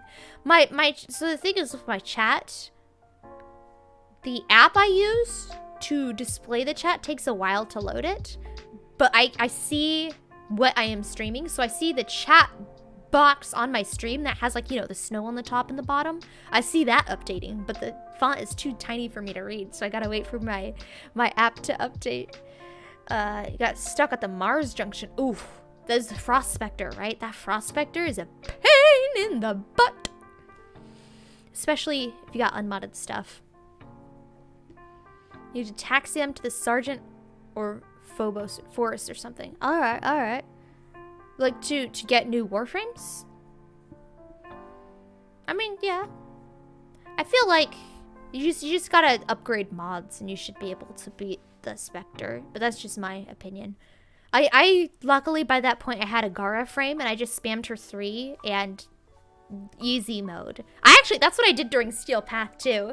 When I had to go through the Steel Path junctions, I actually died a lot on that Frost Spectre in Steel Path, and I'm like, forget this, we're going Gara. Her passive of, you know, stunning people is awesome for Spectres, and her 3 just traps them. So there you go. A use for her 3. There's other ways to do it, of course. That's just the way I did. Not just yet, but you're planning on it. All right, yeah. Again, I don't want to bully you into doing it. I'm just saying. Oh, to get Stalker on them. Oh. I mean, do they have Rhino? You could farm Rhino with them. I'm sure they have access to that. Oh, but I see what you mean. Assassinating the Sergeant is an easy way for them to get Stalker angry at them. I see what you mean. Steel Path Junctions, you just pop Ivara and nuke while invisible. Hey, that works too. Again, there's a bunch of different ways. There are a lot of really creative ways to get past Steel Path Junctions. The benefits of having a lot of stuff by the time you get there. Anyway, I need to continue with the book at some point. Preferably now. So I'm gonna move on. Again, you guys can spam the chat while I'm reading. Don't feel like you gotta wait for me to finish the chapter or something. Fast Neb's distracted. Right. One Piece memes. I don't know. Alright, moving on. Chapter 141. Oh, how utterly charming, Empress sighs, settling back against Alpha's chest as she watches the video clip Sheik sent her this morning. Look how excited they are. This is utterly precious. War is, I suppose, one of the better two-handed heavy blades, if you are unable to access primed variants of Grammar Galatine. But I imagine it must be the symbolism of the event and the object, rather than the practical use. And of course the aesthetic. Alpha doesn't say anything, but she can feel the faint hum through her back. He sleepily nuzzles his nose to her neck, pushing aside her hair as he kisses her shoulder and yawns. She'd looked everywhere for him, except on her own ship, because of course he'd be in the last place she'd expect, after looking literally everywhere else. She'd even combed through the derelict sectors for him. She must have summoned dozens of juggernauts, cutting through infested, trying to figure out where he was. Granted, the chances of him being in an infested zone were slim anyway, but she'd already looked all over Earth and Venus, and he would never be in the ocean. He hates open water. For this reason, both Neptune and Uranus are immediately off the list of places to look. And it turned out the entire time he was just sleeping away in her quarters, waking up whenever she'd deployed to go and see if she'd come back and check on her Kavat. She's still quite cross with her Cephalon over this. And Alpha's. She must have tried hailing Alpha's Cephalon a dozen times per hour, and they never said a single thing. Not even a little hint. Unbelievable. She'd asked who she'd have to kill to get some respect, but honestly, if there was anyone that she could kill to solve that problem, she's most likely already done it, and it's clearly not solved the problem. Entire scores of Tenno and various other non-Grenier and non-Corpus across the known systems acknowledge her with appropriate respect and decorum. And yet she can't get 2 Cephalons to tell her where Alpha is over a full 24-hour cycle. It's utterly preposterous. Such is life. Alpha kisses her shoulder again and starts to move away from her in favor of lying down flat on her bed. She reaches out and takes his arm, even as he gently moves around her back so he can lie down on his side. Alpha, you're about to miss the best part. Oh, what's? Oh, yes, sorry, I misread this. Alpha, you're about to miss the best part. Sheik said to wait for the end. Punk's commentary is making it a little hard to focus, and he has so much of it, but Empress thinks she knows where this is going. I love you. Empress coos, shaking Alpha's shoulder. Do you remember what it was like to be young and in love like that? Empress asks. Alpha sits up, scooting back around her and hooking his chin over her shoulder. He waves a lazy hand at the display, and her Cephalon obligingly rewinds it for him. Empress turns her head so she can watch him. She can see the faint reflection of the screen's light in his gold eye. The screen's light is almost entirely absorbed by the other. Alpha hums, thin lips briefly pressing together before he lies back down, rolling over so his back is to her. She reaches out and traces the lines of his void scars and watches the shift of his bones under skin and the twitch of muscle on his back. He's always been sensitive about those scars. She's not sure why. Most Tenno have them somewhere. Persephone has that ring of green, reminiscent of a curl of ivy or leaves around her right eye. Hades has the dark, almost bruise-like spiderweb spiderweb-like lines on his temples. Punk has thick, corded blue strips of skin going down his chin and throat. Sheik has several on her back also. Empress's own scars curl over her chest and stomach, jagged and sharp like mouths, like teeth. Not so easily seen as the others, but they're there. Alpha shivers underneath her fingertips, rolling away from her so that he's on his face, burying his nose into a pillow and giving her a look through his thick lashes. Well, we certainly aren't young anymore, darling, Empress points out, and you'll have to admit there was a certain youthful and energetic touch to us when we were both young. Alpha reaches out and pokes her side, lifting his head up so he can speak, but then changes his mind and lets his head sink back down again. Empress slides down so that she's lying down next to him instead of sitting, turning onto her side and resting her head on her arm while she brushes his hair back with her other hand. I love you just as much, if not more so, than the first time I said it to you, she says, but you have to admit, the first time around was difficult. Alpha glares at her. This time, he does speak. You left me. Not exactly by choice. Alpha huffs, looking away petulantly. He's absolutely adorable like this. She pushes herself closer to him, kissing his bare shoulder. All right, I did leave, but I didn't rest until I came back to you, Empress points out. I fought across stars and storms to find you again. Alpha sighs quietly, slowly turning back to her. Her entire body feels like molten steel, warm and hot and pliant, and full of dangerous potential when he looks at her like that. The Orokin never knew what they threw away. Empress would have won them that entire war if they told her he was at the other end of it. She would have conquered galaxies to get this again. And you never left again, he says quietly. It's a question, and it's hope. No, Empress promises, and woe to anyone or anything that tries to make her break that vow.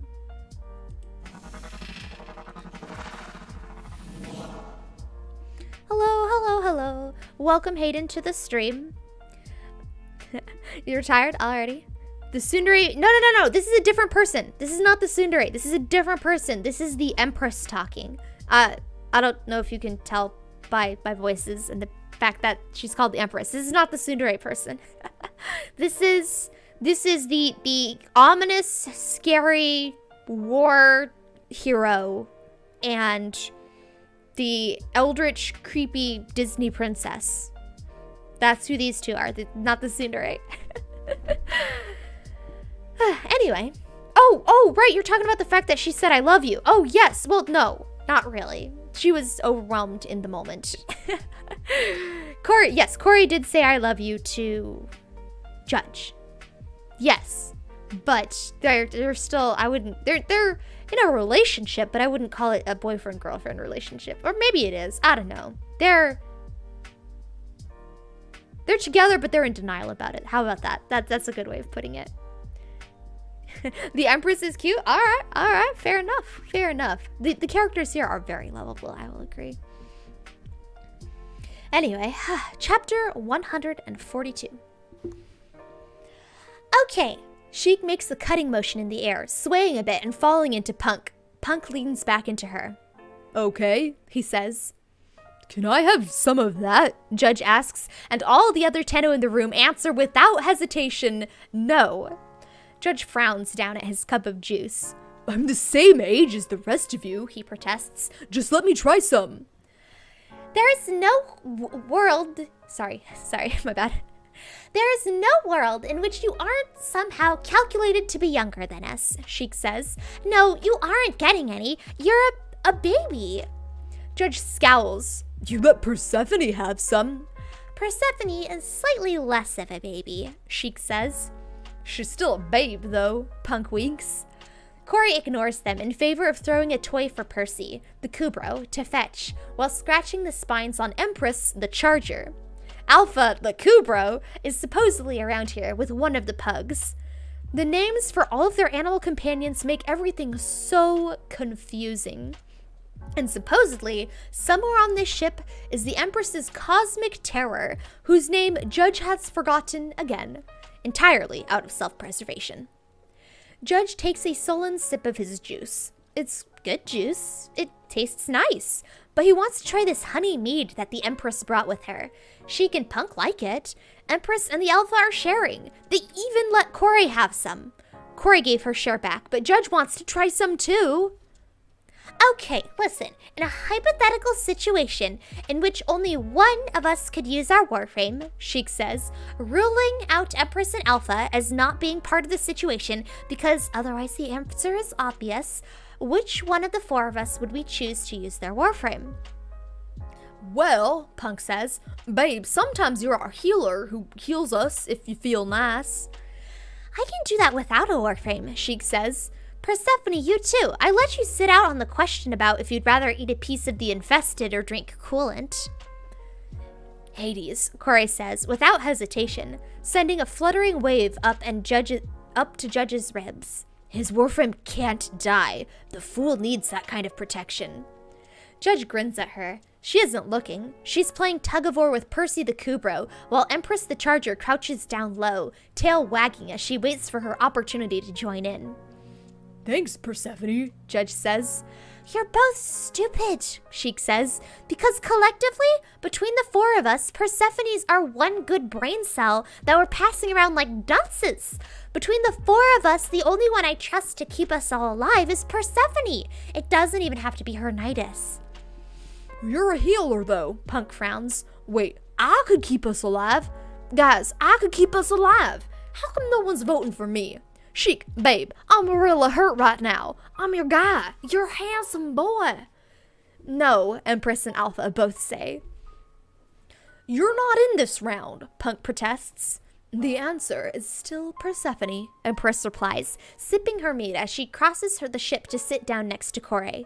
One of the several Kubro called Pug immediately rushes over to throw itself onto her lap, belly up with a near reckless abandon. Empress starts petting the pup as it wiggles, tongue lolling out of its mouth. It's a hypothetical situation, Judge says. I didn't realize that there's an answer. The Empress levels an unimpressed look at him. Of course there's an answer. I just gave it to you. Do you disagree? No, Punk wouldn't ever dream of disagreeing with the Empress. But she is right. Persephone, Judge agrees. If there's anyone he trusts with his life, his mind, his soul, his heart, it's Persephone.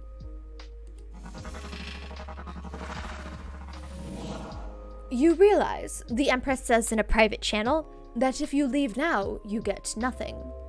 That gives Corey pause. The Empress hums softly.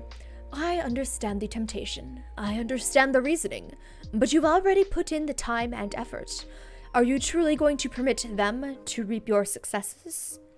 I still have the relics, Corey says. The Empress, after all, isn't telling Corey to stay. And as much as Corey respects, adores, worships, reveres, and is in complete and total abject awe of the other Tenno, there is a very, very finite amount of respect that she has within her, and whatever currency it's being used as to keep Corey here and suffering is about to run out. They've been in this survival mission for almost 2 hours, and Punk and Hades have both been throttled at least 3 times each. Sheik has only gone down once. Alpha came close, but that was because he was trying to save Sheik. Corey's mutation stacks are at maximum, and there's only so many times she can be spamming her Nidus's larva and ravenous skills.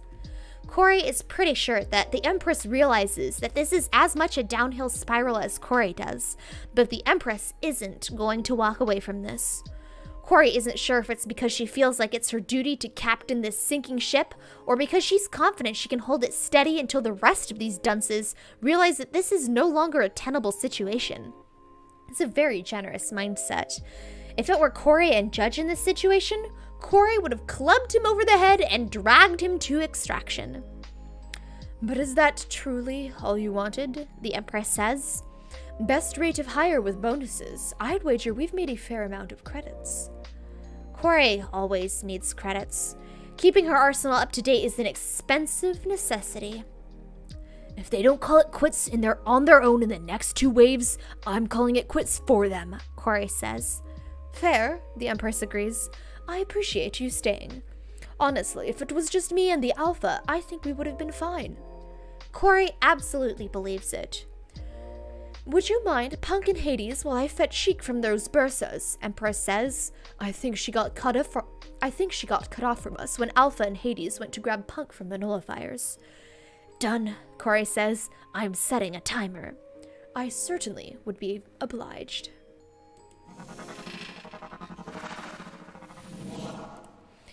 Whew, hands, they work, yay! Hello there, Chaotic King Jubble, welcome back. Hope you've been having a wonderful Christmas season. As you can see, it is the 6th day of Christmas, and we are, my arms are malfunctioning, as per usual.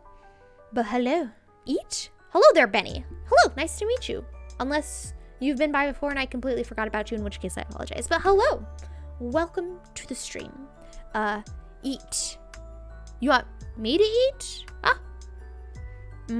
Well, I don't have anything to eat with me right now. Sorry. But, sudden command. Power word command. Eat. Anyway, we are continuing Seas You Could Sing So Deep and Strong, which is book 5 of the I'd Rather Fall Among the Stars series. The link to that is in the description of the video if you guys wanted to read it on your own. We are on chapter 143.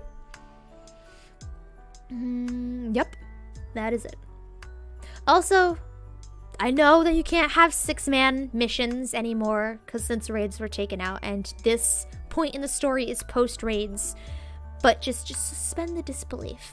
I mean, technically, I mean, this is a Monster Hunter. There's no reason why you can't have more than 4 people in a squad. Makes sense that they would all team up. Ah, hello there. Philid Tiffany.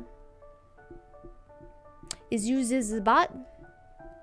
I have no idea, but welcome to the stream anyway.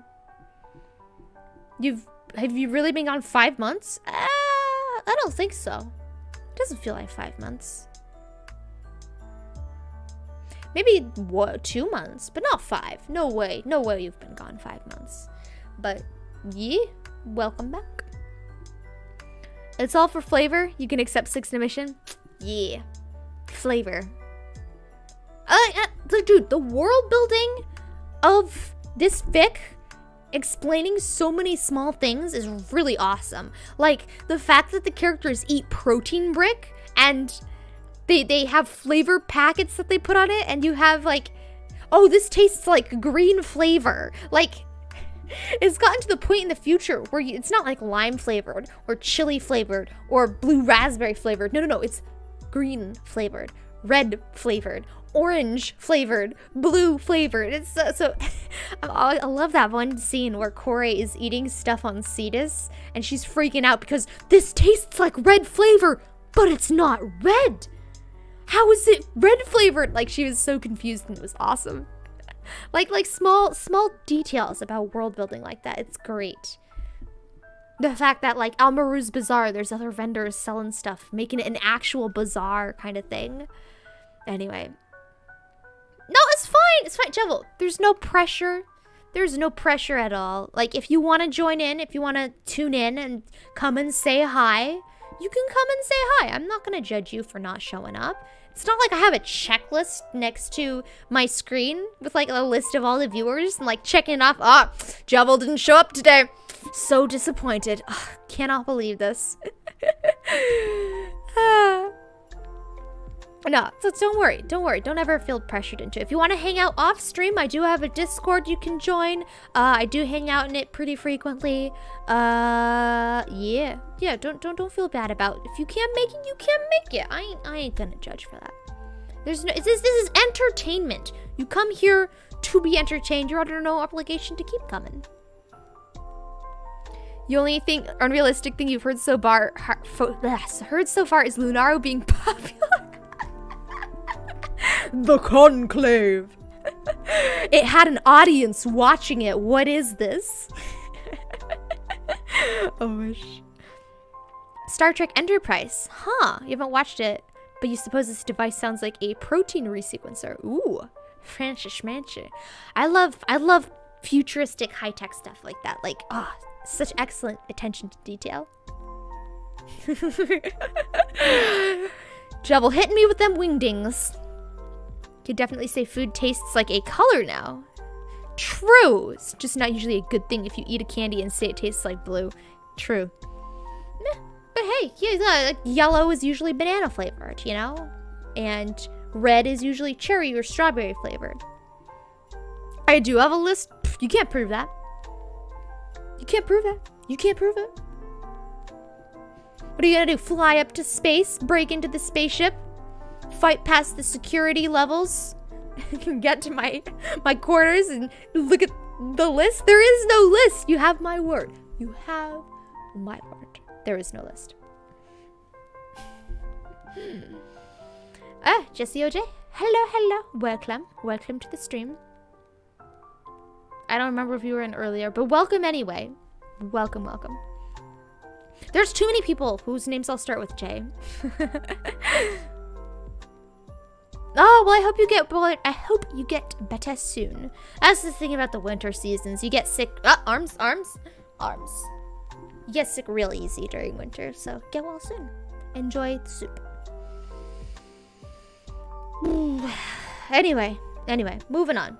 We're going to the next chapter. Chapter 100 and... Whoops, arms. Well, I'm gonna put them down. Yeah. A gunshot echoes. Chapter 143. Judge walks onto Corey's ship, this time much more wary of the possibility of more than one Tenno being on board, and sees Alpha the Tenno sitting next to Corey's incubator. Alpha the Kubro is lying down huddled up next to him and is licking Alpha's long fingers in steady, slow sweeps of his pink tongue. Judge says, glancing around. Is Corey on her ship? Alpha nods and gestures with his free hand towards the navigation deck. Alpha the Kubro continues to lick quietly, slowly, and methodically. Is he okay? Judge asks. Alpha looks at the Kubro, petting his head as the Kubro continues his licking. Lick, Alpha says, pulling his hand back to put both arms around the Kubro's neck and hug him. Alpha the Koopa's tail wags a little as he wiggles around to lie down on top of Alpha the Tenno's legs and start licking on the underside of Alpha's chin. Alpha's expression doesn't change at all as the tongue sweeps out over his skin, but he does look up at Judge. Lick. Right, Judge says, edging past them on his way up towards the navigation deck. Okay, enjoy that lick. Lick.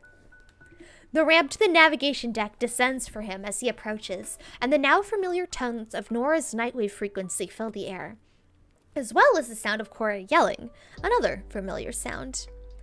He gets up to the deck and sees Cora yelling and pacing. Her cephalon has a screen up showing the icons for Sheik and Empress. What the void is wrong with him? Cora snarls. I thought he finally got his mess together. Did you know I almost told him he did well? I almost told him he did well. And then he turns around and drops dead on me. What is his deal? Cora sees him, but doesn't acknowledge him as she continues her angry pacing. Judge quietly sits down next to the radio transmitter and waits his turn. He never imagined having to share Cora's time and attention like this.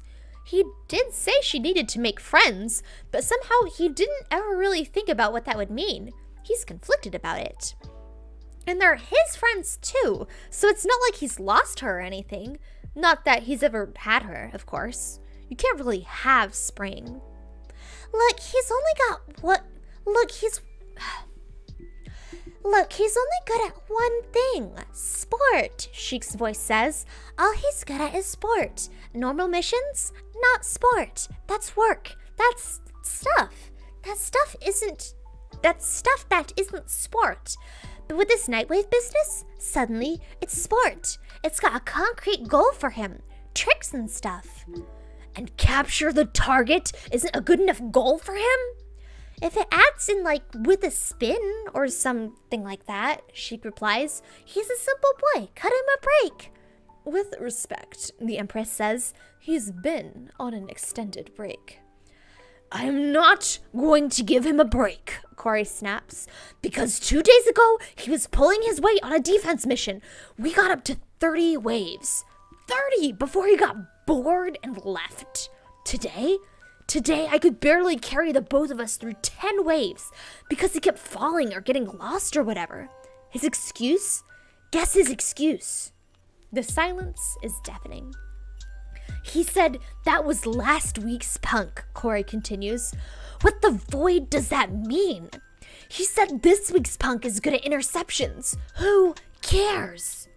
Again, he needs a concrete goal. Defend the target. A more concrete goal. Corey groans, throwing her arms up in the air. He said he's only good at what Nora Knight would be impressed by. What does it matter? Impress me. I'm the one he should be trying to make an impression on. I'm the one who's stuck with him as he physically does things. Persephone, you also want to impress Nora Knight, Sheik says. No, I don't, Corey says. I like Nora Knight. I respect Nora Knight. I admired Nora Knight's general aesthetic and think it's stunning.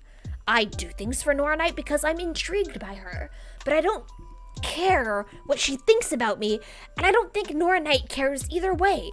Nora Knight broadcasts into the void. As far as she knows, it's just the void responding. We are as faceless to her as she is to us. Well spoken, the Empress says. You don't like Nora Knight? Like has nothing to do with it, Empress replies. I respect Nora Knight, and I admire her brazen challenge to the system. I am particularly fond of her ability to churn out turns of phrase that echo so closely to the classics of our origins and evoke emotion and colorful imagery. But we've all been led into things by a faceless mouth in the dark whispering into our ear before. Need I continue? Silence. Corey crosses her arms, hunching her shoulders. Judge focuses his eyes on her orbiter's ceiling as the words hang heavy in the air. He's always known it, but it does hurt to be reminded that the Empress is not the type of person to pull their punches, though she will deliver them with utmost grace and enviable skill. I thought not, the Empress says. I can appreciate Nora Knight from afar, but the problem of punk is simply a problem of punk. Don't let it get to you, Persephone. If it makes you feel any better, Alpha's currently gone into hiding because Nora Knight has called for a collection of Kavat DNA scans. As we all know, there is no possible way for Punk to do that without Alpha's assistance. Corey and Judge both look in the direction of the ramp down. That explains a lot, Corey says. He's on my ship. I know. Are you coming to get him? Punk will never get to him on your ship, the Empress says, so there is no better place for him to be. Right.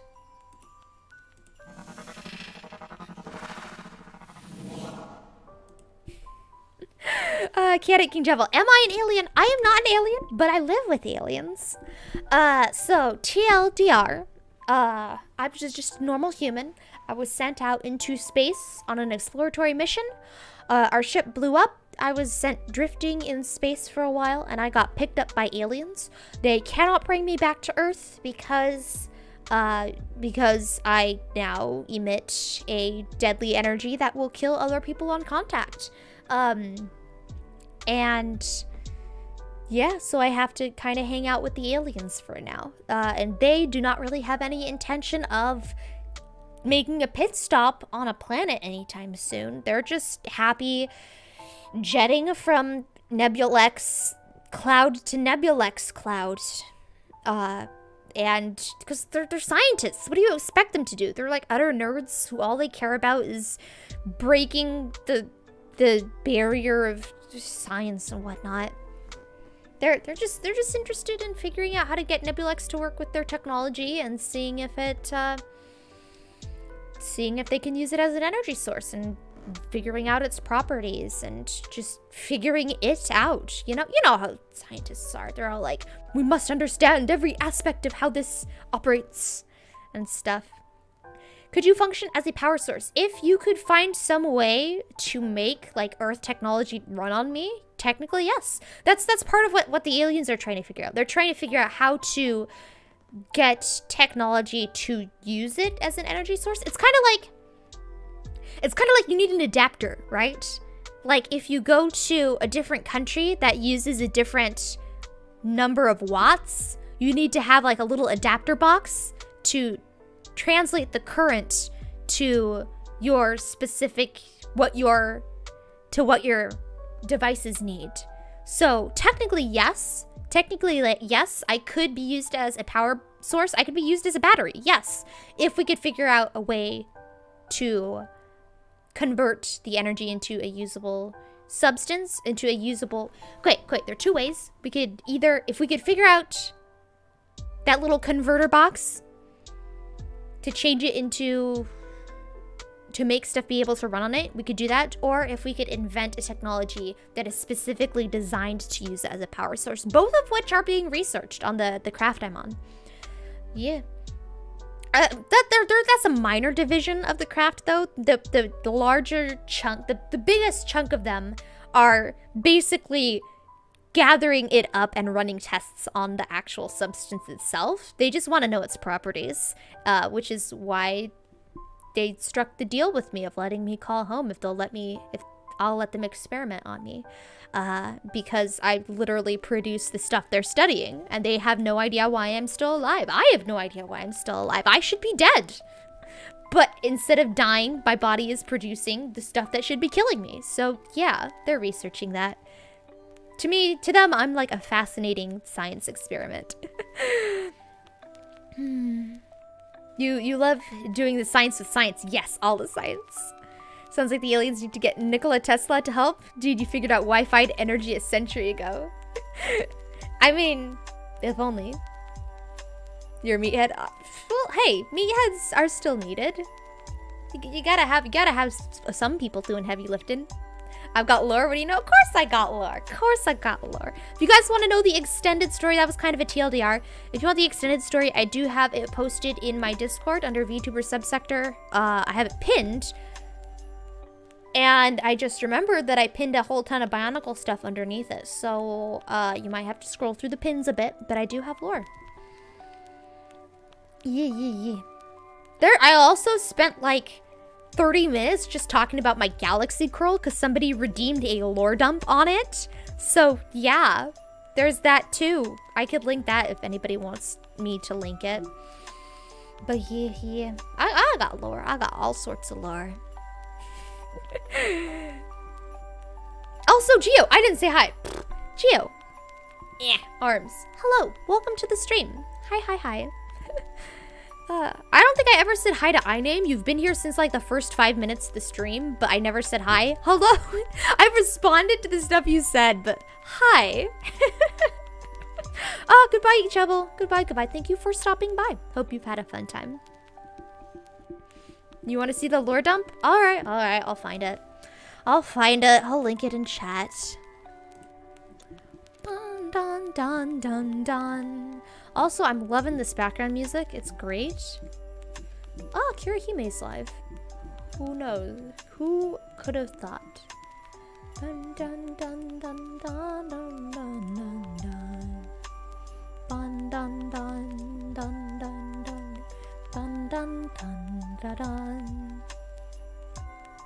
You hang around for more Neblor. Second to shinies. You love lore. Ayo.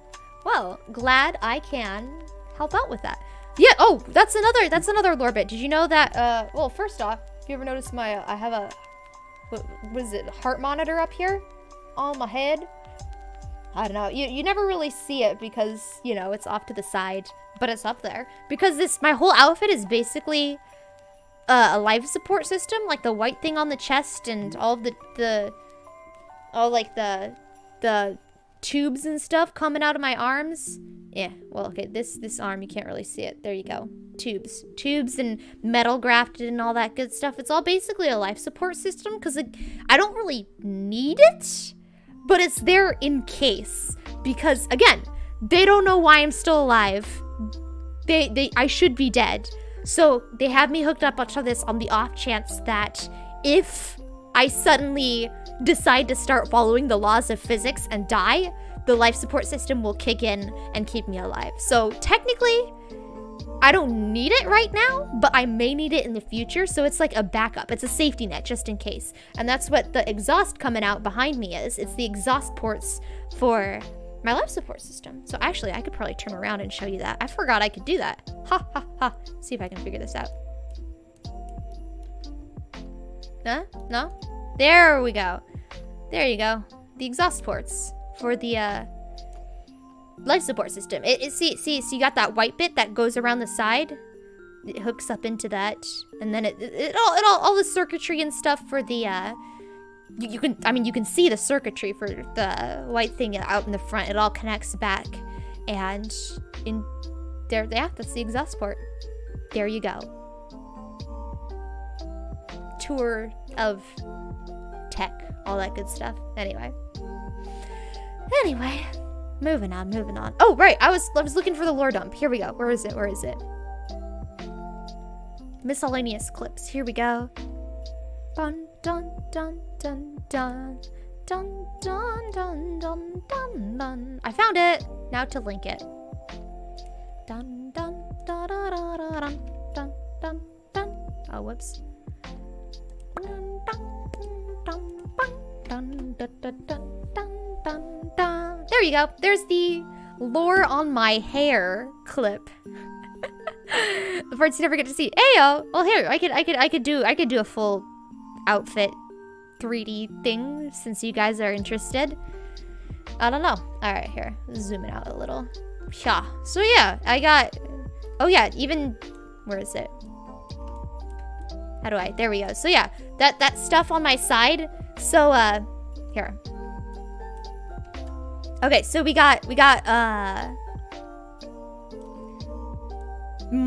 so you got the life support system, that's all the orange stuff. And then you got like, oh my goodness, my arms. Let's not clip through there.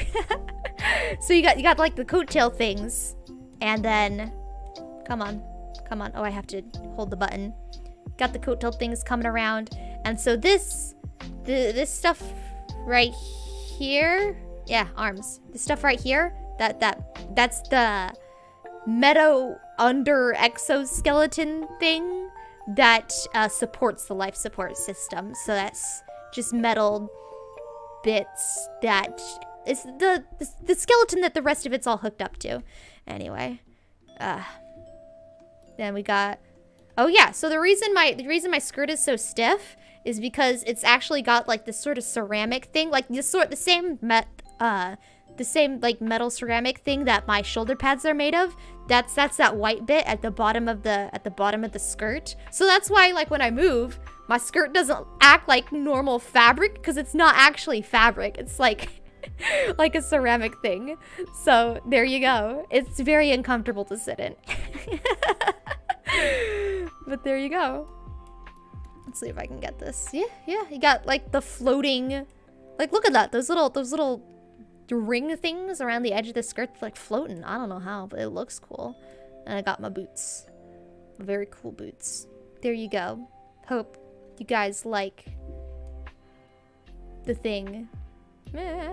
Face. Alright, face. There we go. I don't even remember where I was before. I think I was like this. I don't remember. Anyway, very efficient design, not bulky. Pretty much. Alright. There you go. I hope you liked. My arm's glitching through my skirt. That's not intentional, by the way. That is not a design feature. That is glitching. Alright, yep, there we go. Let's move on with the story. Yeah, I think, okay, why is everything glitching out? Stop glitching. If you could just not glitch, that would be great. So let's just rearrange some stuff. Fine tweaking all the thingies. There we go. You love it. Ah, tanky. Well, hey, no, you guys are cool. Alright, what am I doing? Oh, we're reading the book.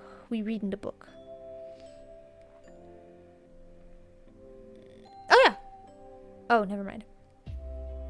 99% it's a feature? No, it is a glitch. Next chapter. How much time do we have? Oh, we still got an hour left. Dang. Okay. Wait, let me try something. Hold up. This thing right here. This thing is supposed to be moving, but it is not.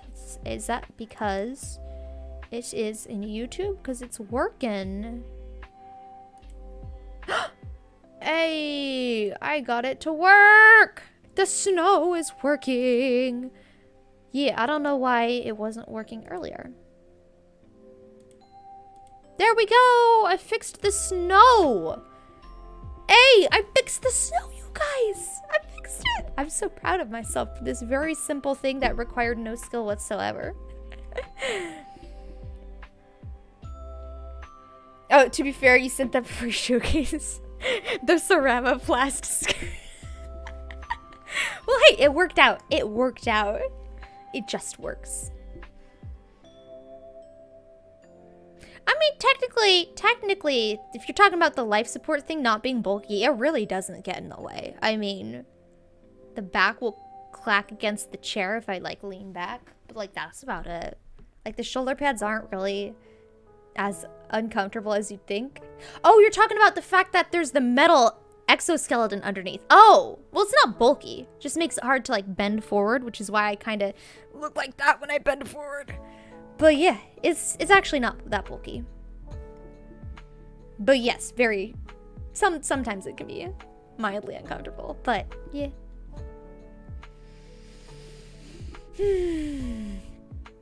Anyway, moving on. You have snow. Yay. Okay, let's start the next chapter. Alright. Chapter 144. Judge wakes up and his head is both somehow very light and pounding heavy. Judge groans, eyes shutting against the lights of his orbiter. Oh, awake are you? Judge turns his head and sees Sheik sitting next to him, looking bored. Her hair is a vibrant, eye-searing pink against the dark colors of his ship's interior. It makes his eyes water. What happened? You tell me, Sheik said. How far back do you remember? We were doing some exterminate missions against the infested on Eris, Judge says, struggling to think through the haze in his head. He scrubs his hands over his face. Oh. Judge grins. The stalker showed up and we got war. Judge grins at Sheik. We finally got war. Corey must be so happy. You could just imagine her poring over it now, working on the modifications for it and testing her stances and everything. She's going to be a terror on the Grineer. She's going to be a terror on the Grineer she chooses to sharpen that blade with, and he's so excited to watch it happen. Oh, right, I think this is a flashback. Sorry. We interrupt this regularly scheduled broadcast to tell you that this is a flashback. Right, Sheik nods. Sounds good so far. And what else? Judge falters. His mind draws a blank. The infested, the stalker, getting war, Corey being happy? Corey being overjoyed, possibly. Judge is also being very happy? Was there something else? She gives him a very annoyed look. I'm beginning to realize why she calls you a fool. Here, let's just... How many fingers am I holding up? Sheik raises her hand up at him. 5? Sheik nods once, then uses all 5 of those fingers to smack him. Ow! Hey! Judge holds his hand to his face. What was that? Sorry. What was that for? Persephone told you that she loves you, and you fainted is what happened. And you forgot that? Sheik replies. Come on! Let me just hit you some more. Jog your memory. Maybe throw you underneath a bursa. It'll be like that when you got your memories back from cryo. Just need to knock them into you or something. Stop! Judge holds his hands up in a defense as he frantically searches his memory. What? I fainted? She said what about me? Sheik raises her hands for another hit, looking deeply unimpressed. Judge gulps. She said that? Really? Take a long, deep look inside of yourself, Sheik says. And then if that doesn't work, let me try knocking something loose for you.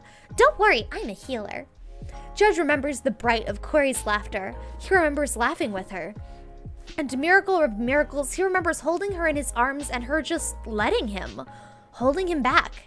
He remembers her being closer than he can ever recall before that, warm and smelling like leather and oil and the faint, fresh crush of leaves from her experiments with flavor powder. He remembers the feeling of her heart hammering through her chest, straight into his, and the steady, constant pulsing of her energy. Warm, like a heartbeat made of solid breath and what Corey would call soul. He remembers being so happy he was glowing. He remembers smiling and being breathless with joy. He remembers being weightless. And he remembers her voice, clear and distinct and green and with vibrant newness. I love you. Judge feels himself getting faint. Sheik smacks him again. Ow! Are you going to pass out every time you think about it? Maybe. What happened after? I took you back to your ship, Sheik says, frowning. So, thanks. I missed out on the credits and raiding that ship. Punk and Persephone finished the mission. Just so you know, he's been feeding me reports this entire time, and it's not good. What isn't good? Persephone, Sheik says. Who else? Something about how everything she loves dies or leaves her and how she's cursed? I started tuning him out. He was getting annoying. I mean, I don't blame her. You tell the person you like that you like them and they faint. It's not a good reaction, Hades. You've messed up. I didn't do it on purpose, Judge protests, trying to sit up. I have to... Right. She pokes him in the middle of the forehead and pushes him back down.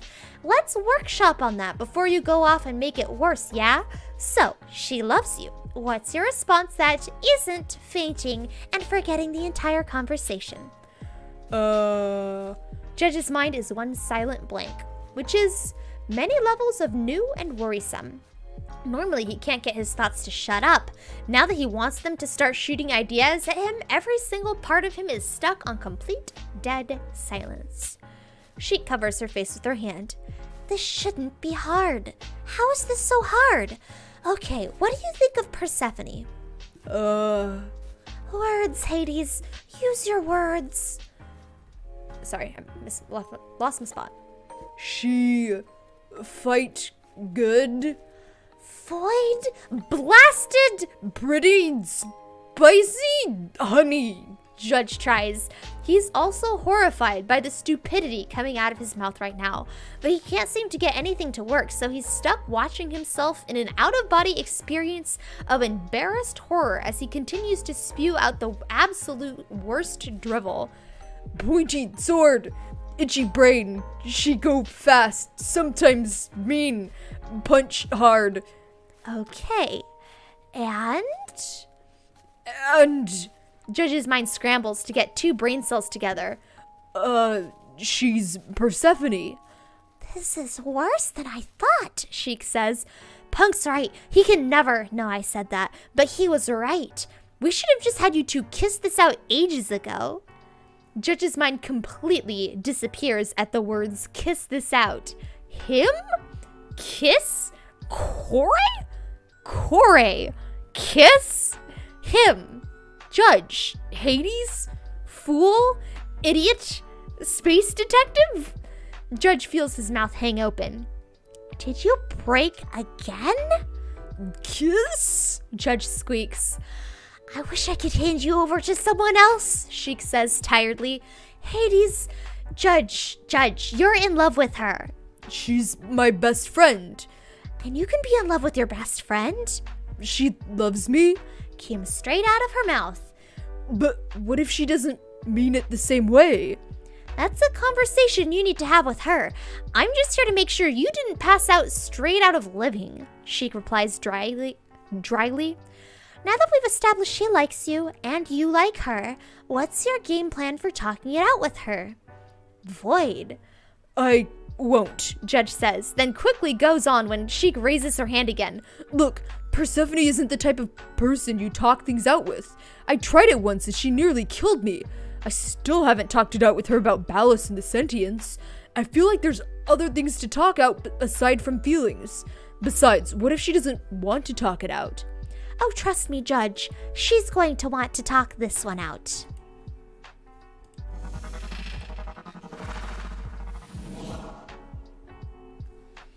It's kind of a reversal of the roles Hades and Persephone had in the Greek myth. Hopefully with a happier ending.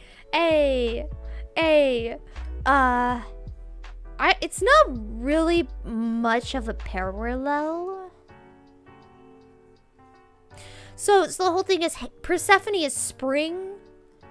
That was like her whole motif. She was given the name Persephone because back in the Oracle days, she was an Excalibur in an early mission, and all of the Excalibur were lost, and a couple of the Tenno ended up dying, and she ended up going brain dead. And then after I think a year of her being brain dead, they just had her shelved, she revived. And so they're like, wow, she came back after a year, just like spring. And so they gave her the call sign of Persephone, because before that she was just like Excalibur numbered like 00134 or something like that. She also has the spring stuff because she looks like spring. Her hair is a very pale pink. She's got this green void scarring over one of her eyes that looks like a curled ivy leaf. And yeah, I don't know. And then Hades, he had his whole thing with like underworld, because during the Oracle Wars, he was chained to the inside of an asteroid, and the Oracle did a bunch of experimentation on him. So he like never saw the light of day. He was always underground inside the belly of this asteroid. And yeah, I think those are the parallels. Anyway, it's not. Yeah, I have not analyzed a in-depth comparison between role reversals and whatnot, but they do eat pomegranates at one point, but that was on purpose because Hades specifically googled Hades and Persephone, and he's like, oh, they eat pomegranates, we should eat pomegranates.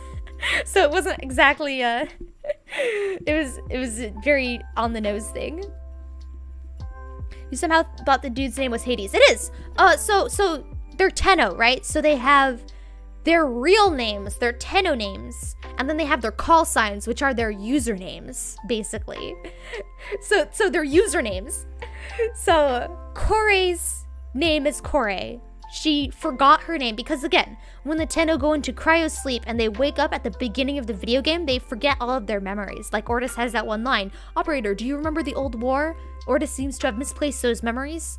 Like, your operator has forgotten everything about them. Their first memory is of waking up from the cryopod. So she forgets her name. She forgets she is Corey. She forgets she is anything other than Persephone, her call sign. And then, you know, the second dream happens and she remembers.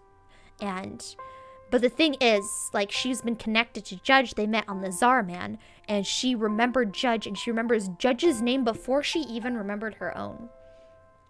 But yeah, so Corey, call sign Persephone. Judge, call sign Hades. Joy, call sign Sheik. Jude, call sign Punk. The Alpha, and the Empress. We don't know their real names. Oh wait, no, I think I know we know the Empress's name, but I forgot it. I feel bad. No, it was Hades. Usernames and true names. Yeah. It's fine. Dude, there are so many names thrown around, and some of them are super similar. Like, you have Judge and Jude. Like, those are super similar. And that's actually how Persephone and Hades met Sheik and Punk. That's how they became friends with Sheik and Punk, is they met them once, and then their friend codes, or I guess they were saved as recent players in their contacts list. So Corey saw, you know, Jude, and she's like, oh, this is Judge. She clicks on it and she invites him to a mission, and they start running a mission together. And then she like kind of freezes, and she's like, this isn't Judge. And then she like freaks out and tries to like change her identity and everything. It's great. But yeah, all of the names are very confusing, and it doesn't help that they start naming their pets after each other. Like, you have Percy, named after Persephone. Percy the Kubro, who is Punk's... No, she's Sheik's little Kubro pet. Like, they start naming their pets after each other. It's all very confusing. So if you're ever unsure of who these people are, feel free to ask. Alright, Hades and Persephone had the most functional relationship from any... Yes, I agree. Dude, the Greek mythology was just... There are no love triangles. It was just love squiggles of messed upness. Yes, Hades and Persephone were like the most functional people out there. There's a Persephone in Warframe? No. So these characters are not canon. They're not canon to the lore of Warframe. They are operators. They are Tenno. So, you know, you have your Tenno, who you control during the quest of Warframe. And then you have, you know, other Tenno who are canonically out there helping you out in the system. Like during survival missions. You're doing a survival mission, you're distracted in the Grineer, and meanwhile, there are other Tenno doing spy missions out there. And lone Tenno operative raiding the ship for information and rewards and stuff. So it's like you communicate with other Tenno, and you team up with other Tenno, and like during events like the Razorback Armada and the Fomorian fleet, like that's canon that a ton of Tenno all team up to take them down. So these are many Tenno. They are OCs invented by the author of this fic. This is a fanfic. The link to the fanfic can be found down in the description. It's posted on Archive of Our Own. If you don't have an Archive of Our Own account, you won't be able to read it. But yeah, these are the OCs of the author and the author's friend, partner, I don't know. Somebody near and dear to the author. So Corey is the author's OC, and then Judge is suspectmind's, and then Punk and Sheik and the Alpha and the Empress are other characters that they invented for the story. These are not... So... Yeah. These aren't canon to Warframe, they're canon to the fic. Anyway. You're going to have to play back your other story times. Oh no. Oh no, I hope you have a lot of free time. I hope... Okay. This is part 9. I do have that... Wait, no, you've been here. I've told you like 6 times. Never mind, forget it. I have the playlist. I can link you the original if you want the original. Let me pull that up.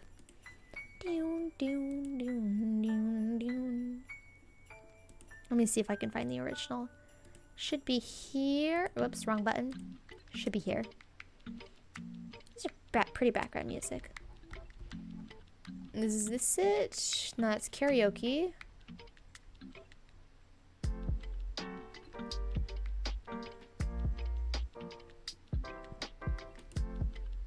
Okay, it's over here maybe.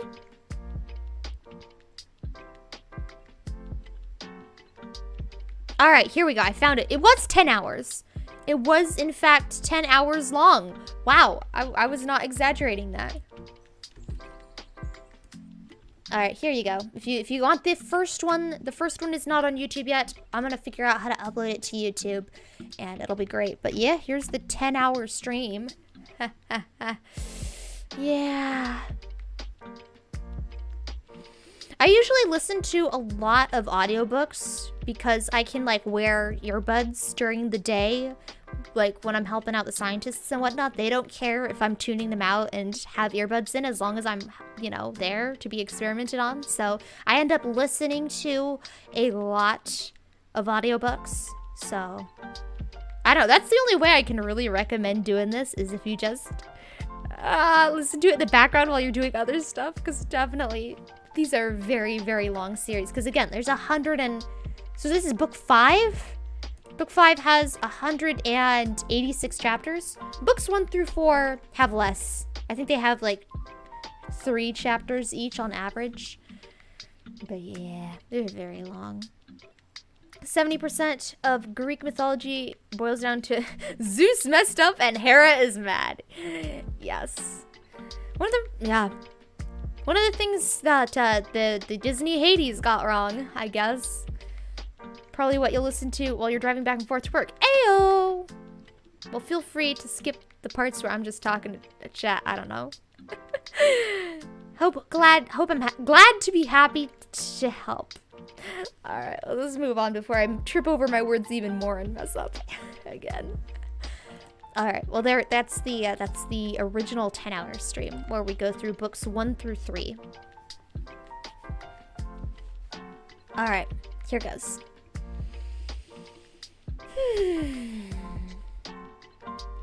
How much time do we have? We got time. Chapter 145.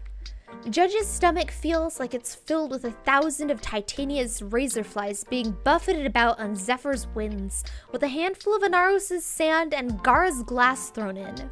It's not a pleasant feeling. He doesn't think he felt this nervous and anxious and all around terrible the first time he boarded Corey's ship, and that was when they didn't even know each other that well. And that time ended in him thinking she was about to kill him, and Judge has no idea about that now because Corey loves him, and he's not sure if that would stop her from killing him, to be honest. Corey? Judge asks, paying careful attention to make sure he isn't sending off sparks of electricity. It won't help him if he accidentally overloads one of her ship's systems. She'd definitely end him if he did that. Corey, can we talk? Judge goes up and sees her Nidus in her arsenal deployment area. Corey is standing in front of it with her chin propped up on one hand and other arm folded across her waist in a thinking pose. She doesn't look mad. Corey, I think we need to... Oh, jeez! Judge stops because now that he's in front of her arsenal center with her, he can see her Nidus front and center and... Wow. Oh, wow. Beautiful, Corey says proudly and with a touch of reverence. Beautiful is not the word Judge would use to describe it. Beautiful is very, very far on the opposite end of the spectrum for what Judge would call it.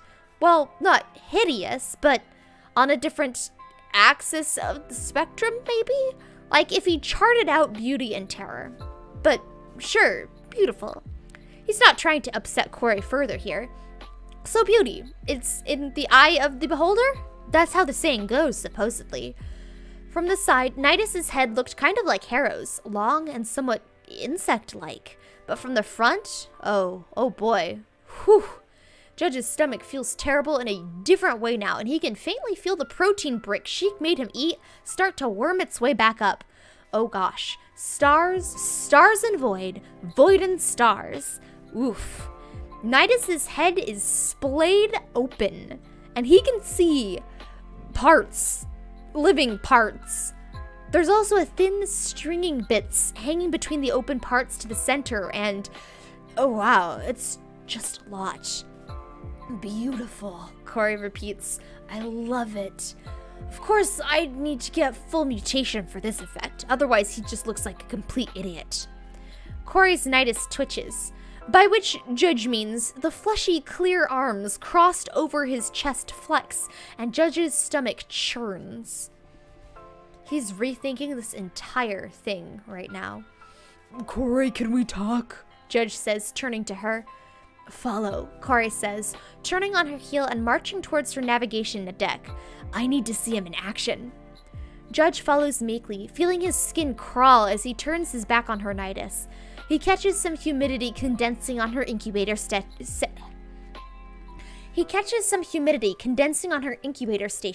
and resists the urge to stop and stare at yet another Cupro being incubated. Judge didn't think she was going to risk having duplicates in search of a Chisa again. Judge is beginning to think he doesn't know anything anymore, and maybe he fainted his way into a parallel universe. It would not be the worst thing to happen to him by far. About before, Corey. Before? When we were doing those invasions on Eris, the stalkers showed up, then we finally got war, we were happy. Oh, right, Corey says, pulling up her system alerts. What about it? Can we talk about it? I know I upset you. Corey blinks. You upset me? Yeah? Judge blinks back at her. Punk was saying all this stuff about how you're cursed and... That's Punk being an idiot, Corey scowls. He runs his mouth, you know that. Is that what he was doing? Telling you bad stuff about me while I was trying to pry 3 crawlers off of him and keep an ancient from pounding his head straight through the glass? Ugh, that idiot. I was wondering why he would suddenly go so quiet. He made it up? Made what up? Corey asks, frustrated. Judge, what are you talking about? You thinking you were cursed? He said that you thought you were cursed, that everyone you care about leaves you? Oh, it sounds terrible saying out loud, and Judge is already questioning why he believed any of this. In his defense, he was running high on emotions, and Sheik is nothing if not an enabler and magnifier of the more chaotic thoughts that run through his head at any given moment. I mean, aren't all Tenno a little bit cursed? Corey says after a contemplative pause. But yeah, probably. I have no idea what you're talking about. He said that you were... So, alright, you're not upset that I fainted? No, Corey tilts her head. Why would I be upset? Do you want me to be upset that you fainted? Because I was annoyed at having to finish the invasions with Punk, but I wasn't mad. I was worried, but Sheik said you were fine, so I let it go. I thought you'd be mad because you told me you loved me and then I fainted instead of giving you a response. You're a fool, Corey says, after a moment in which she just stares at him. I wasn't expecting a response. I just said it because I wanted to say it. Me wanting to say something doesn't demand a response of any kind. So, you don't want to talk about it? We're already talking about it, Corey points out. Do you want to talk about it more? If so, can we do it while doing a relic run? I really, really want to see Nidus's new head in action. Judge emphatically does not want to see Nidus's new head at all. You go do that. I'll wait here and, think. Corey's pale eyebrows raise. You think? You're not funny. Neither are you. Suit yourself. Watch the new puppy and let me know if it wakes up or anything. And seriously reconsider taking anything Punk says about me seriously. I shouldn't have to tell you that. Oh, what happened? The sound. The sound didn't work. Why not? Hold up. I will get the sound to work. There we go. Figured it out. Judge struck out. Poor guy. Oh, it's not that he struck out. It's more like Like, these two are already so deep in a relationship they don't even know that they're in love kind of thing. They're like, it's not that she's oblivious or he got friend zoned. It's more like, I don't know. They don't really have a concept of taking relationships to the next level. They're just like, this is good. We are best friends. We love each other. We're happy to run missions with each other or something. I don't know. I don't know how to describe it. I guess just read the book. I don't know. It's not that he struck out. It's not like she's ditching him or friend zoning him. It's just that the way she views, again, she's very antisocial. She hates dealing with other people, and Judge is kind of the exception to that. She hates dealing with literally everything except Judge. And he had to drag her kicking and screaming into making other friends. And like he's the one person she'll like allow to just randomly appear on her ship and start talking to her. Like she hates talking to people, she hates physical contact, but she'll like, you know, let Judge fall asleep leaning on her shoulder kind of thing. Like it's, I don't know. They have a relationship that probably could be described as romantic, but not in their eyes, I guess. Read a book. Oh, fine. All right, I'll read a book. How about that?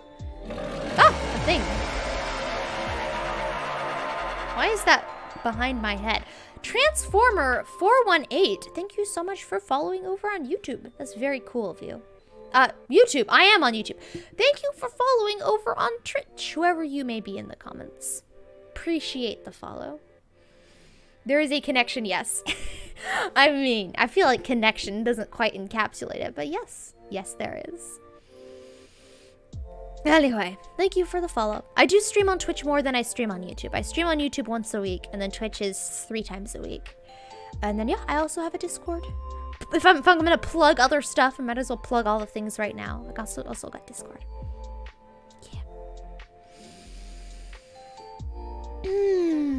Moving on. My throat suddenly doesn't want to do Corey's voice. Like, all of a sudden, out of the blue. Anyway, moving on. Chapter 146. I take back everything I've ever said about Volt. There's a flash of searing yellow gold energy, and Corey's come to a sudden stop next to him within Gara's glass field. He can see the reflection of Volt's electricity glittering in the purple glass. Judge frowns. You've never said anything about Volt. Everything I've said in my head about Volt. Wait, what did you say about Volt? Oh, sorry. I missed a line. Ha ha ha. Everything I've said in my head about Volt, Corey amends. Wait, what did you say about Volt? Judge asks, and Corey's hand quickly grasps around his wrist just before he can prepare a whiplash of glass to strike down a cluster of ancients at the edge of his barrier. You'll break the barrier, Corey reminds him. He's so glad that Corey's already gone through Gara. She knows how to make the frame work, and Judge keeps forgetting how all of the frame's abilities are interconnected. Use your primary. Right, thanks. Wait, what did you say about Volt? Judge was a Volt for a while, a Mag, then a Volt, then a Nova, and then they stuck him inside an asteroid for experimentation.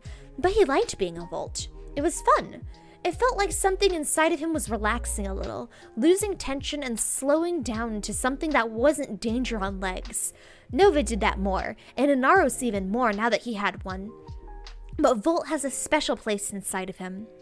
Nothing you need to know, Corey says, after a very telling beat of silence. Is it because I was Volt a really long time ago?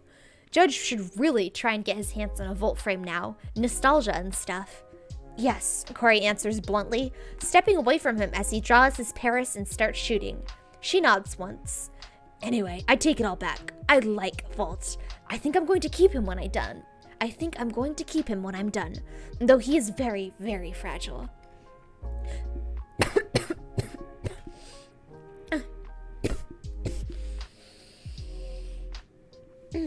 Sorry. Judge honestly can't remember much about the specific mechanics of working in a Warframe, aside from remembering that he enjoyed it. I'm glad you're enjoying it, Judge replies, though I'm now very curious what you were thinking of. Were you thinking of him in a better or worse light than Vauban? Corey doesn't answer him at all. She just zips off, leaving streaks of yellow gold that he has to blink away in her wake. The air has the faintest touch of static hovering over Gara's frame, and Judge is beginning to think that maybe this is why Corey is always so agitated whenever he's agitated and not in transference. This is what it's like on the other side, apparently. She absolutely thought of Volt on the same level as Vauban. Well, at least she was pleasantly surprised to be wrong about that. Judge has yet to try a Saren frame. He knows firsthand how powerful a Saren frame is, but honestly, he's terrified of running in one, and maybe a little self-conscious to run with Corey of all people, one of the original Saren soldiers from the old war. Granted, there's no one better to teach him the tips and tricks of using a Saren, and Corey is beyond patient with him sometimes, but he'd rather not botch the frame Corey lived, and in a way, was born in right next to her. Also, if the Empress caught wind of him in a Saren frame, she might take him for training sessions. He's seen punk after some of those, and Judge isn't sure he's capable of withstanding that.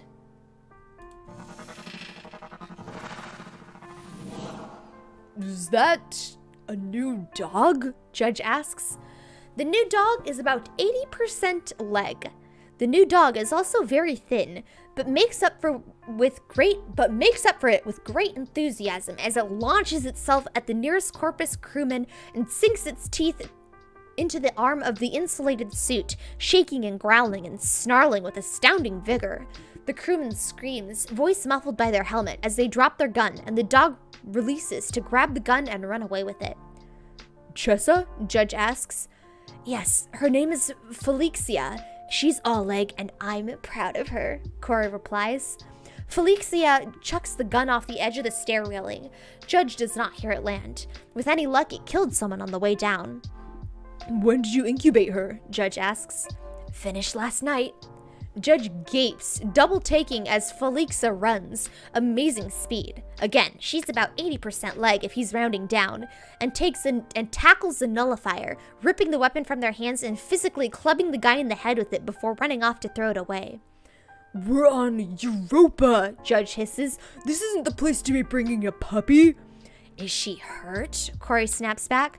Relax, she's a fast learner. She can keep up with me in Axes. That's astounding progress. Judge sometimes can't get Cadmus to sit still. He can get Cadmus to sit, but the dog will follow him, dragging his butt on the floor the entire way. Congratulations on having a full set, Judge says, but you're still going to be sticking with your charger, aren't you? Licky, Corey confirms. I love all of my Kubro and Kavats and Charger equally. But Empress the Charger is a force onto her own and takes after her namesake despite only having met her long after incubation and maturation. I'm proud of her. I feel confident leaving her by herself on enemy ground, knowing she can find her way back to me. Felixia pauses, gun in her jaws, tail wagging furiously, head going between the railing and a container.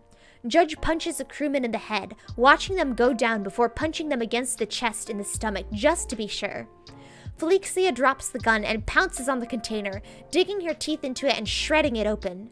That is terrifying jaw strength. All of Corey's companions are terrifying, even the cute ones that are 80% leg. Felixia lets out a happy yip when she gets it open, spilling out its contents. Corey slides past, sword drawn as she hamstrings a few corpus on her way. Good girl, get the guns.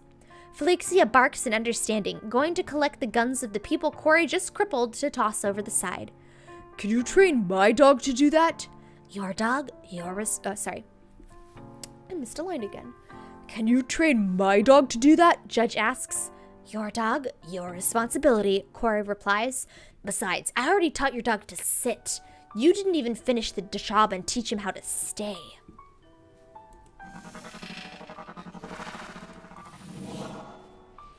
You're also reading a book on relationships. Since being of the maturin species, you have no idea about how love works. Ayo! Well, yeah. If it makes you feel better, even some people who are of a species where love is canon sometimes have a hard time understanding love. So don't feel left out. So it's a good research subject, I suppose. Hold up, is that new Kubro a shout out to the Kavat and Kubro hybrid monsters? No, but there is one of those that is a shout out. No, this new Kubro is just a happy Chessa. They're the skinny variety. So you know you have bulky, athletic, and so you have bulky, you have athletic, smooth, athletic, fluffy, and then you also have the skinny ones. So the skinny ones just are really skinny, or maybe it's a really tall Kubro. I don't know. There is a very there is an abomination that Judge owns named Handsome, which may or may not be the Kubro Kavat hybrid abomination. But yeah, no, this one's just a Kubro. Is this book a teen drama? I mean, let me check the tags.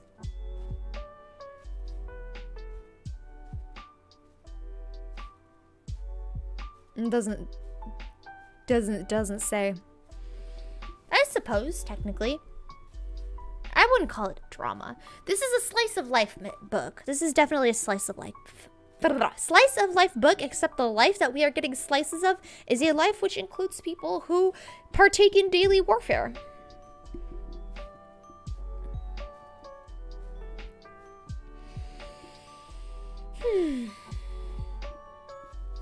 Anyway, moving on. Chapter 147. Wait, how much time do we have? Yeah, we got time. We got 15 minutes. To quote Mr. Incredible. Yeah, I got time. He's like you. Oh, sorry. Chapter 147. He's like you, Corey says softly. It sounds almost menacing. Judge shudders.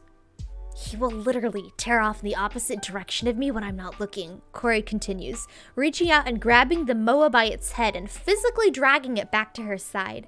It lets out a series of confused and disappointed chirps and whirs. And then, once the fool is 300 or so meters from me, he dies. He just goes and dies. And it's a mad race to get to him while not losing my mission objective. Let him die, Sheik calls out. Please do not let me die, Punk says in a... Please do not let me die, Punk says in a fake robot voice. I'm new and a baby. Let me live. He's not like me. I don't die on you, Judge says, and then grimaces. Anymore. Corey picks the moa up, folds its long legs, and tucks it back against her side. The machine lets out another disappointed chirp and proceeds to sulk. He's learning, Judge says, in defense of the mechanical ally that's apparently taken his place in Corey's mind. He needs to explore and learn new things. He's curious. That's just how he's going to get strong, through experience. He was just born, Corey repeats skeptically, and his first instinct is to chase his own death? Did you build me a suicidal machine? Perish, Sheik says. He's investigating a mystery, Punk says. He's a curious little bot. Yeah, investigating his own murder, Corey sneers. Hades, I cannot let this robot out of my sight. It is a constant 24-hour cycle, intensive defensive mission in which my defense objective is prone to running as fast as it can towards trouble that I can't see or perceive before dying. Alternatively, standing completely still before sitting down and entering rest mode so that some enemy can trip on him and proceed to beat the pants off of him. He's tired. He's tired. Let him rest. Punk, shut up. Shutting up. But do you like him? Judge asks. Corey's Nidus makes a very low, warped hissing sound that sounds like if white noise and static were tangible objects that had nails and were dragging said nails down glass. She loves him, Sheik says, but he's exactly like you, down to the way he pokes at security panels. Corey doesn't answer, just continues to attempt to wrangle the moa under her arm until it stops struggling to be free and investigate something new and dangerous. I'm going to scrap it, Corey says, once she's reasonably sure the Moa isn't about to lunge away from her and run off towards gunfire. You love it, Judge says. Of course I love it, Corey snaps, but look at its stupid biggie face. The idiot was built to be loved and coddled. It's a cosmetic. Judge gasps. I would never build you a cosmetic item. And yet, Corey says, as the Moa breaks from her hold and starts running towards the sound of Grineer gunfire. Look at it go. The Moa abruptly crumples, screeching as its legs flail in the air. I'll go revive it, Judge says. Corey clicks her tongue. Her nidus lets out a low groaning, like a ship that's hull has been breached with a swarm of infested. I don't even think it knows I gave it a gun, Corey says. I've never seen it shoot anything. Just stare at things and sometimes peck at them before whatever it pecks punches back and it dies. It'll get stronger, eventually. Hades did. I did. Persephone, you have to admit I did get stronger. When? Corey bemoans. When? Corey bemoans. When will it get stronger? When will it stop getting destroyed by a single bullet to the gyro? Does it ever? Ask the Empress, Sheik says. She has a Moa? Judge asks. I mean, I don't see why she wouldn't, Sheik replies uncertain. If Tenno used it to fight, the Empress has tried it at least once. That makes sense. I'll patch in a line to her, Punk says, while I bleed out over here. I'm not going to help you, Sheik says. You made your grave, so lie in it, idiot. Bringing an unranked Warframe to a relic run. It's just a lith fisher, Punk says. I didn't know Percy was gonna be letting her Moa run loose and wouldn't have time for me. I never have time for you. Is this important? The Empress says. All I hear is chatter. Lith fishers? Are you honestly struggling with lith fishers? Give me one reason why I shouldn't disconnect right now. No, Alpha, you stay there. You simply cannot just assist them every time they face a challenge.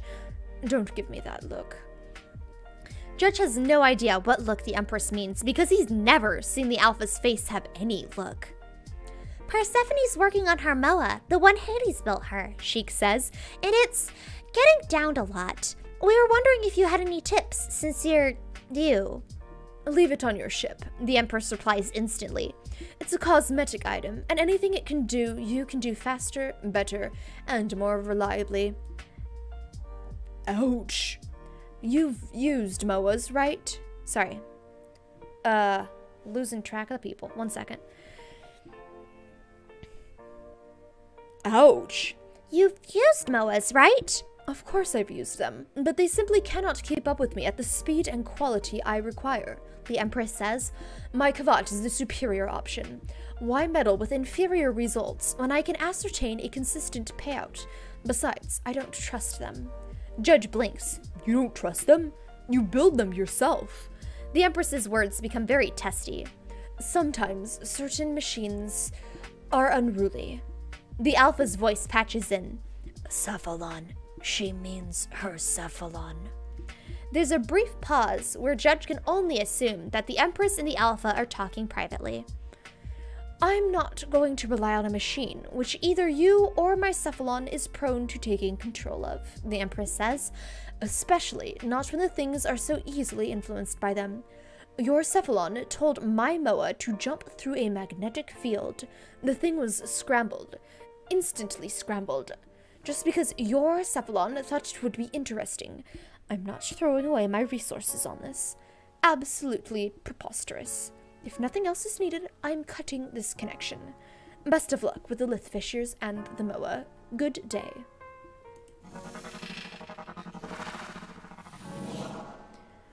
Bum, bum, ba-dum, bum, bum. Hey! Hello there! Kogasa Tatara. Trademarked. Thank you so much for subscribing! Violent punching is I love you in Tenno. Heck yeah.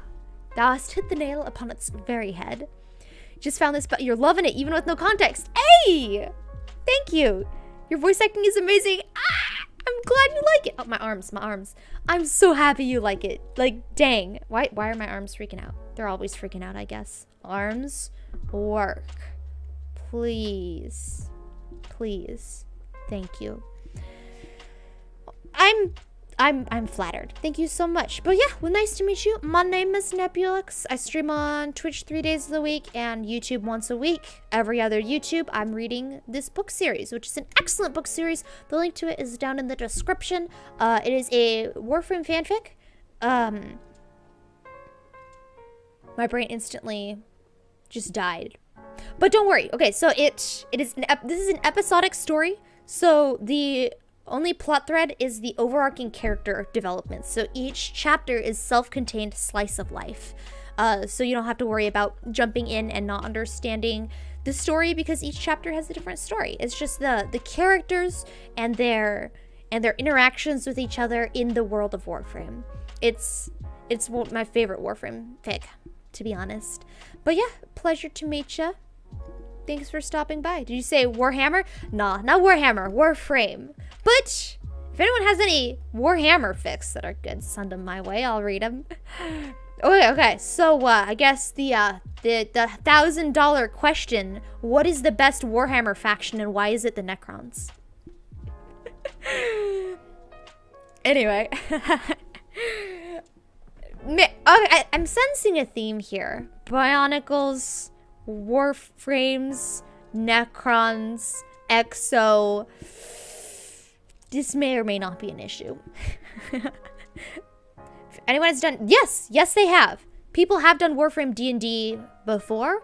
If you want a link to a PDF that has the Tenno class that somebody has made, I can send you that. Heresy? We have sniffed out the Imperial in the chat.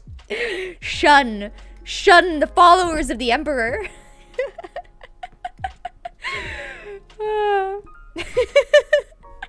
I don't know what Kogasa roots for, but I guess it's not the Necrons.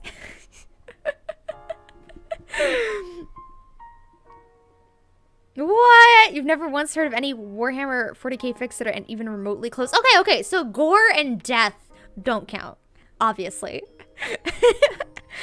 But okay, alright, fair enough. To be fair, I've never really looked into any. I've never actively sought out Warhammer fanfics, to be honest. Yeah. I have an idea for one, but it's about orcs and the Tau and doesn't have anything to do with the Necrons. So, yeah. Why bother publishing it then, you know? Orcs are great. Oh, there is never mind. Obviously it's Magnus and his 1,000 sons. Oh no. No, nobody here has any.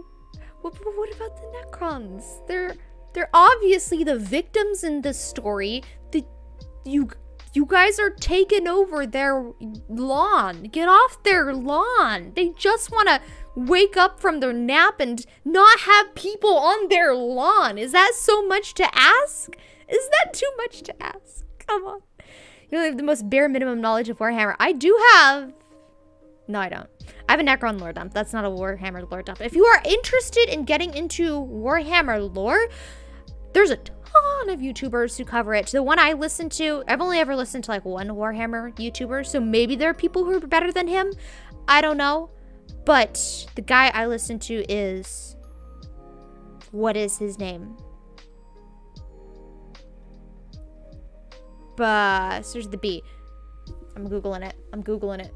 I can't believe I forgot this guy's name. Balthazar? What is his name?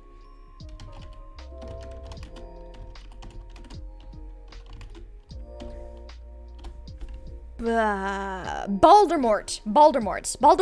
I have listened to quite a large number of Baldermort's guides to Warhammer's lore dumps. He has very good videos. Again, he's the only one I've ever seen. I don't know if people do it better than him, but he is very good. Very, very good. You could play Custodes. Fight me! Oh, I will. How many points? No, to be honest, I don't actually own any physical Necrons here or back on Earth. but my family members, my extended family, each one of my brothers plays a different faction, which is hilarious. I got a Tau brother, I got a Grey Knights brother, I got a Orc brother, I got a... What's the other guy? Necron brother, duh. Necron's obviously master race. But I myself don't own any armies because they're expensive, and why would I spend money on that when I can spend money on digital avatars? Yo! Anyway. You might have a thing for robots. Yes. Robots are cool. Robots are very, very cool. They're the only credible threat to the Tyranids. Yes. Yes, yes. Apparently, I've heard that the Chaos is also a credible threat to them or something, but honestly, Necrons all the way. You'll gladly give them that, but a race that basically ate their gods? Yeah, T-pose to assert dominance, duh. Thoughts on Data from Star Trek, since they're on the topic of robots. I actually have not seen very many Star Trek episodes. From what I have seen, Data seems like a really cool guy. Very, very chill android. He seems very cool. He seems very cool. But again, I've only seen like maybe 5 or 6 episodes of TNG, so yeah. The more VTubers you find, the more people you find who are into Warhammer. Ayo. Well, I'm more into D&D than Warhammer, to be honest. If we were talking about like TTRPGs. Wait, no. Warhammer's not a TTRPG. What am I saying? My brain just died. Tabletop games. It is not an RPG, it is a tabletop game. If it comes to tabletop games, I prefer D&D personally, but Warhammer is also pretty cool. Cindy, hello there. You are probably a bot, but hello anyway. Welcome to the stream. Alright, anyway, I should probably... How much time do I... Oh! We are at the 3-hour mark. Boom. There we go.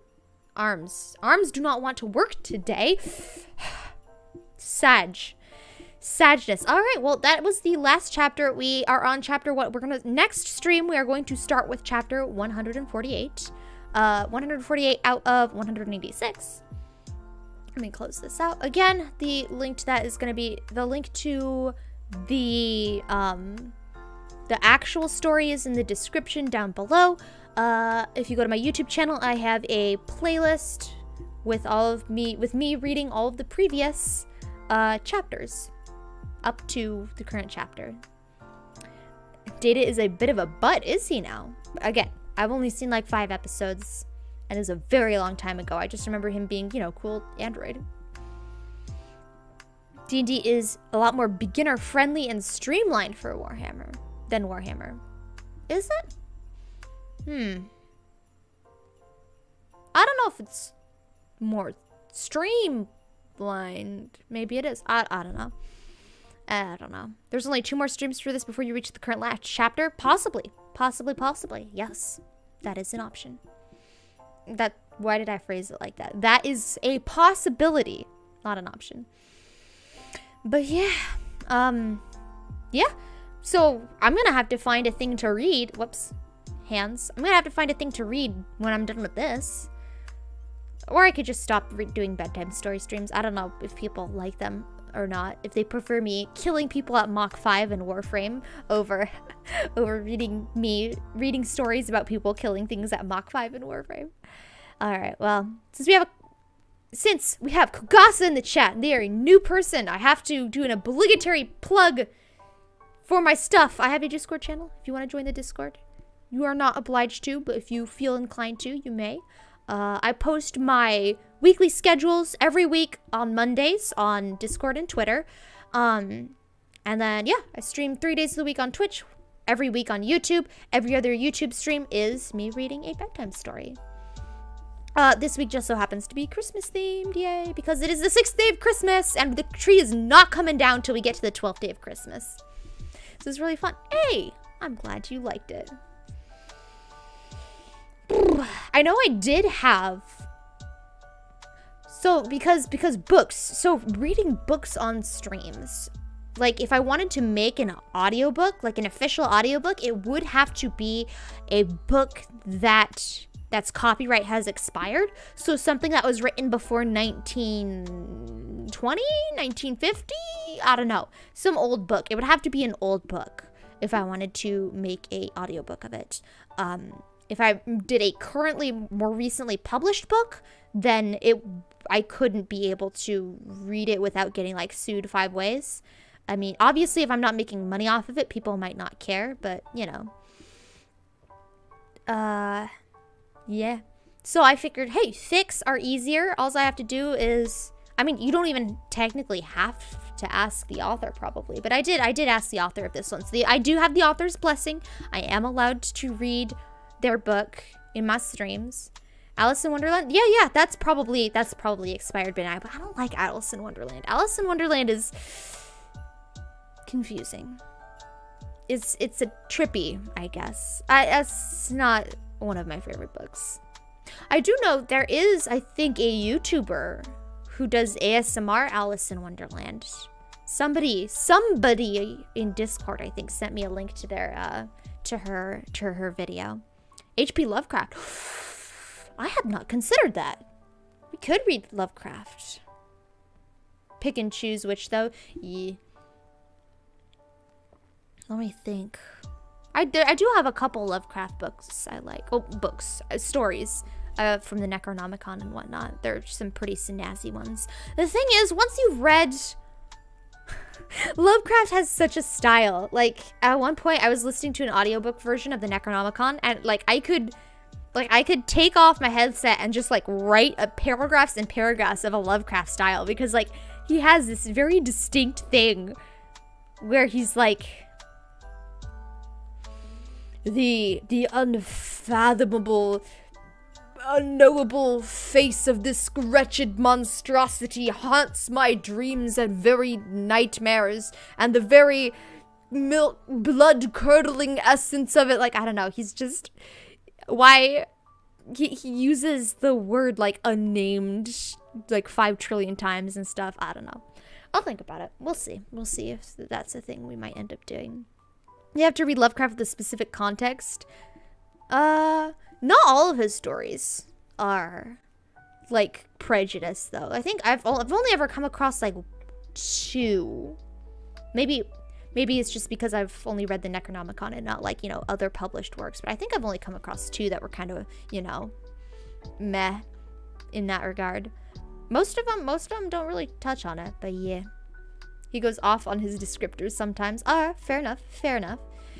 I just remember the one Lovecraft thing.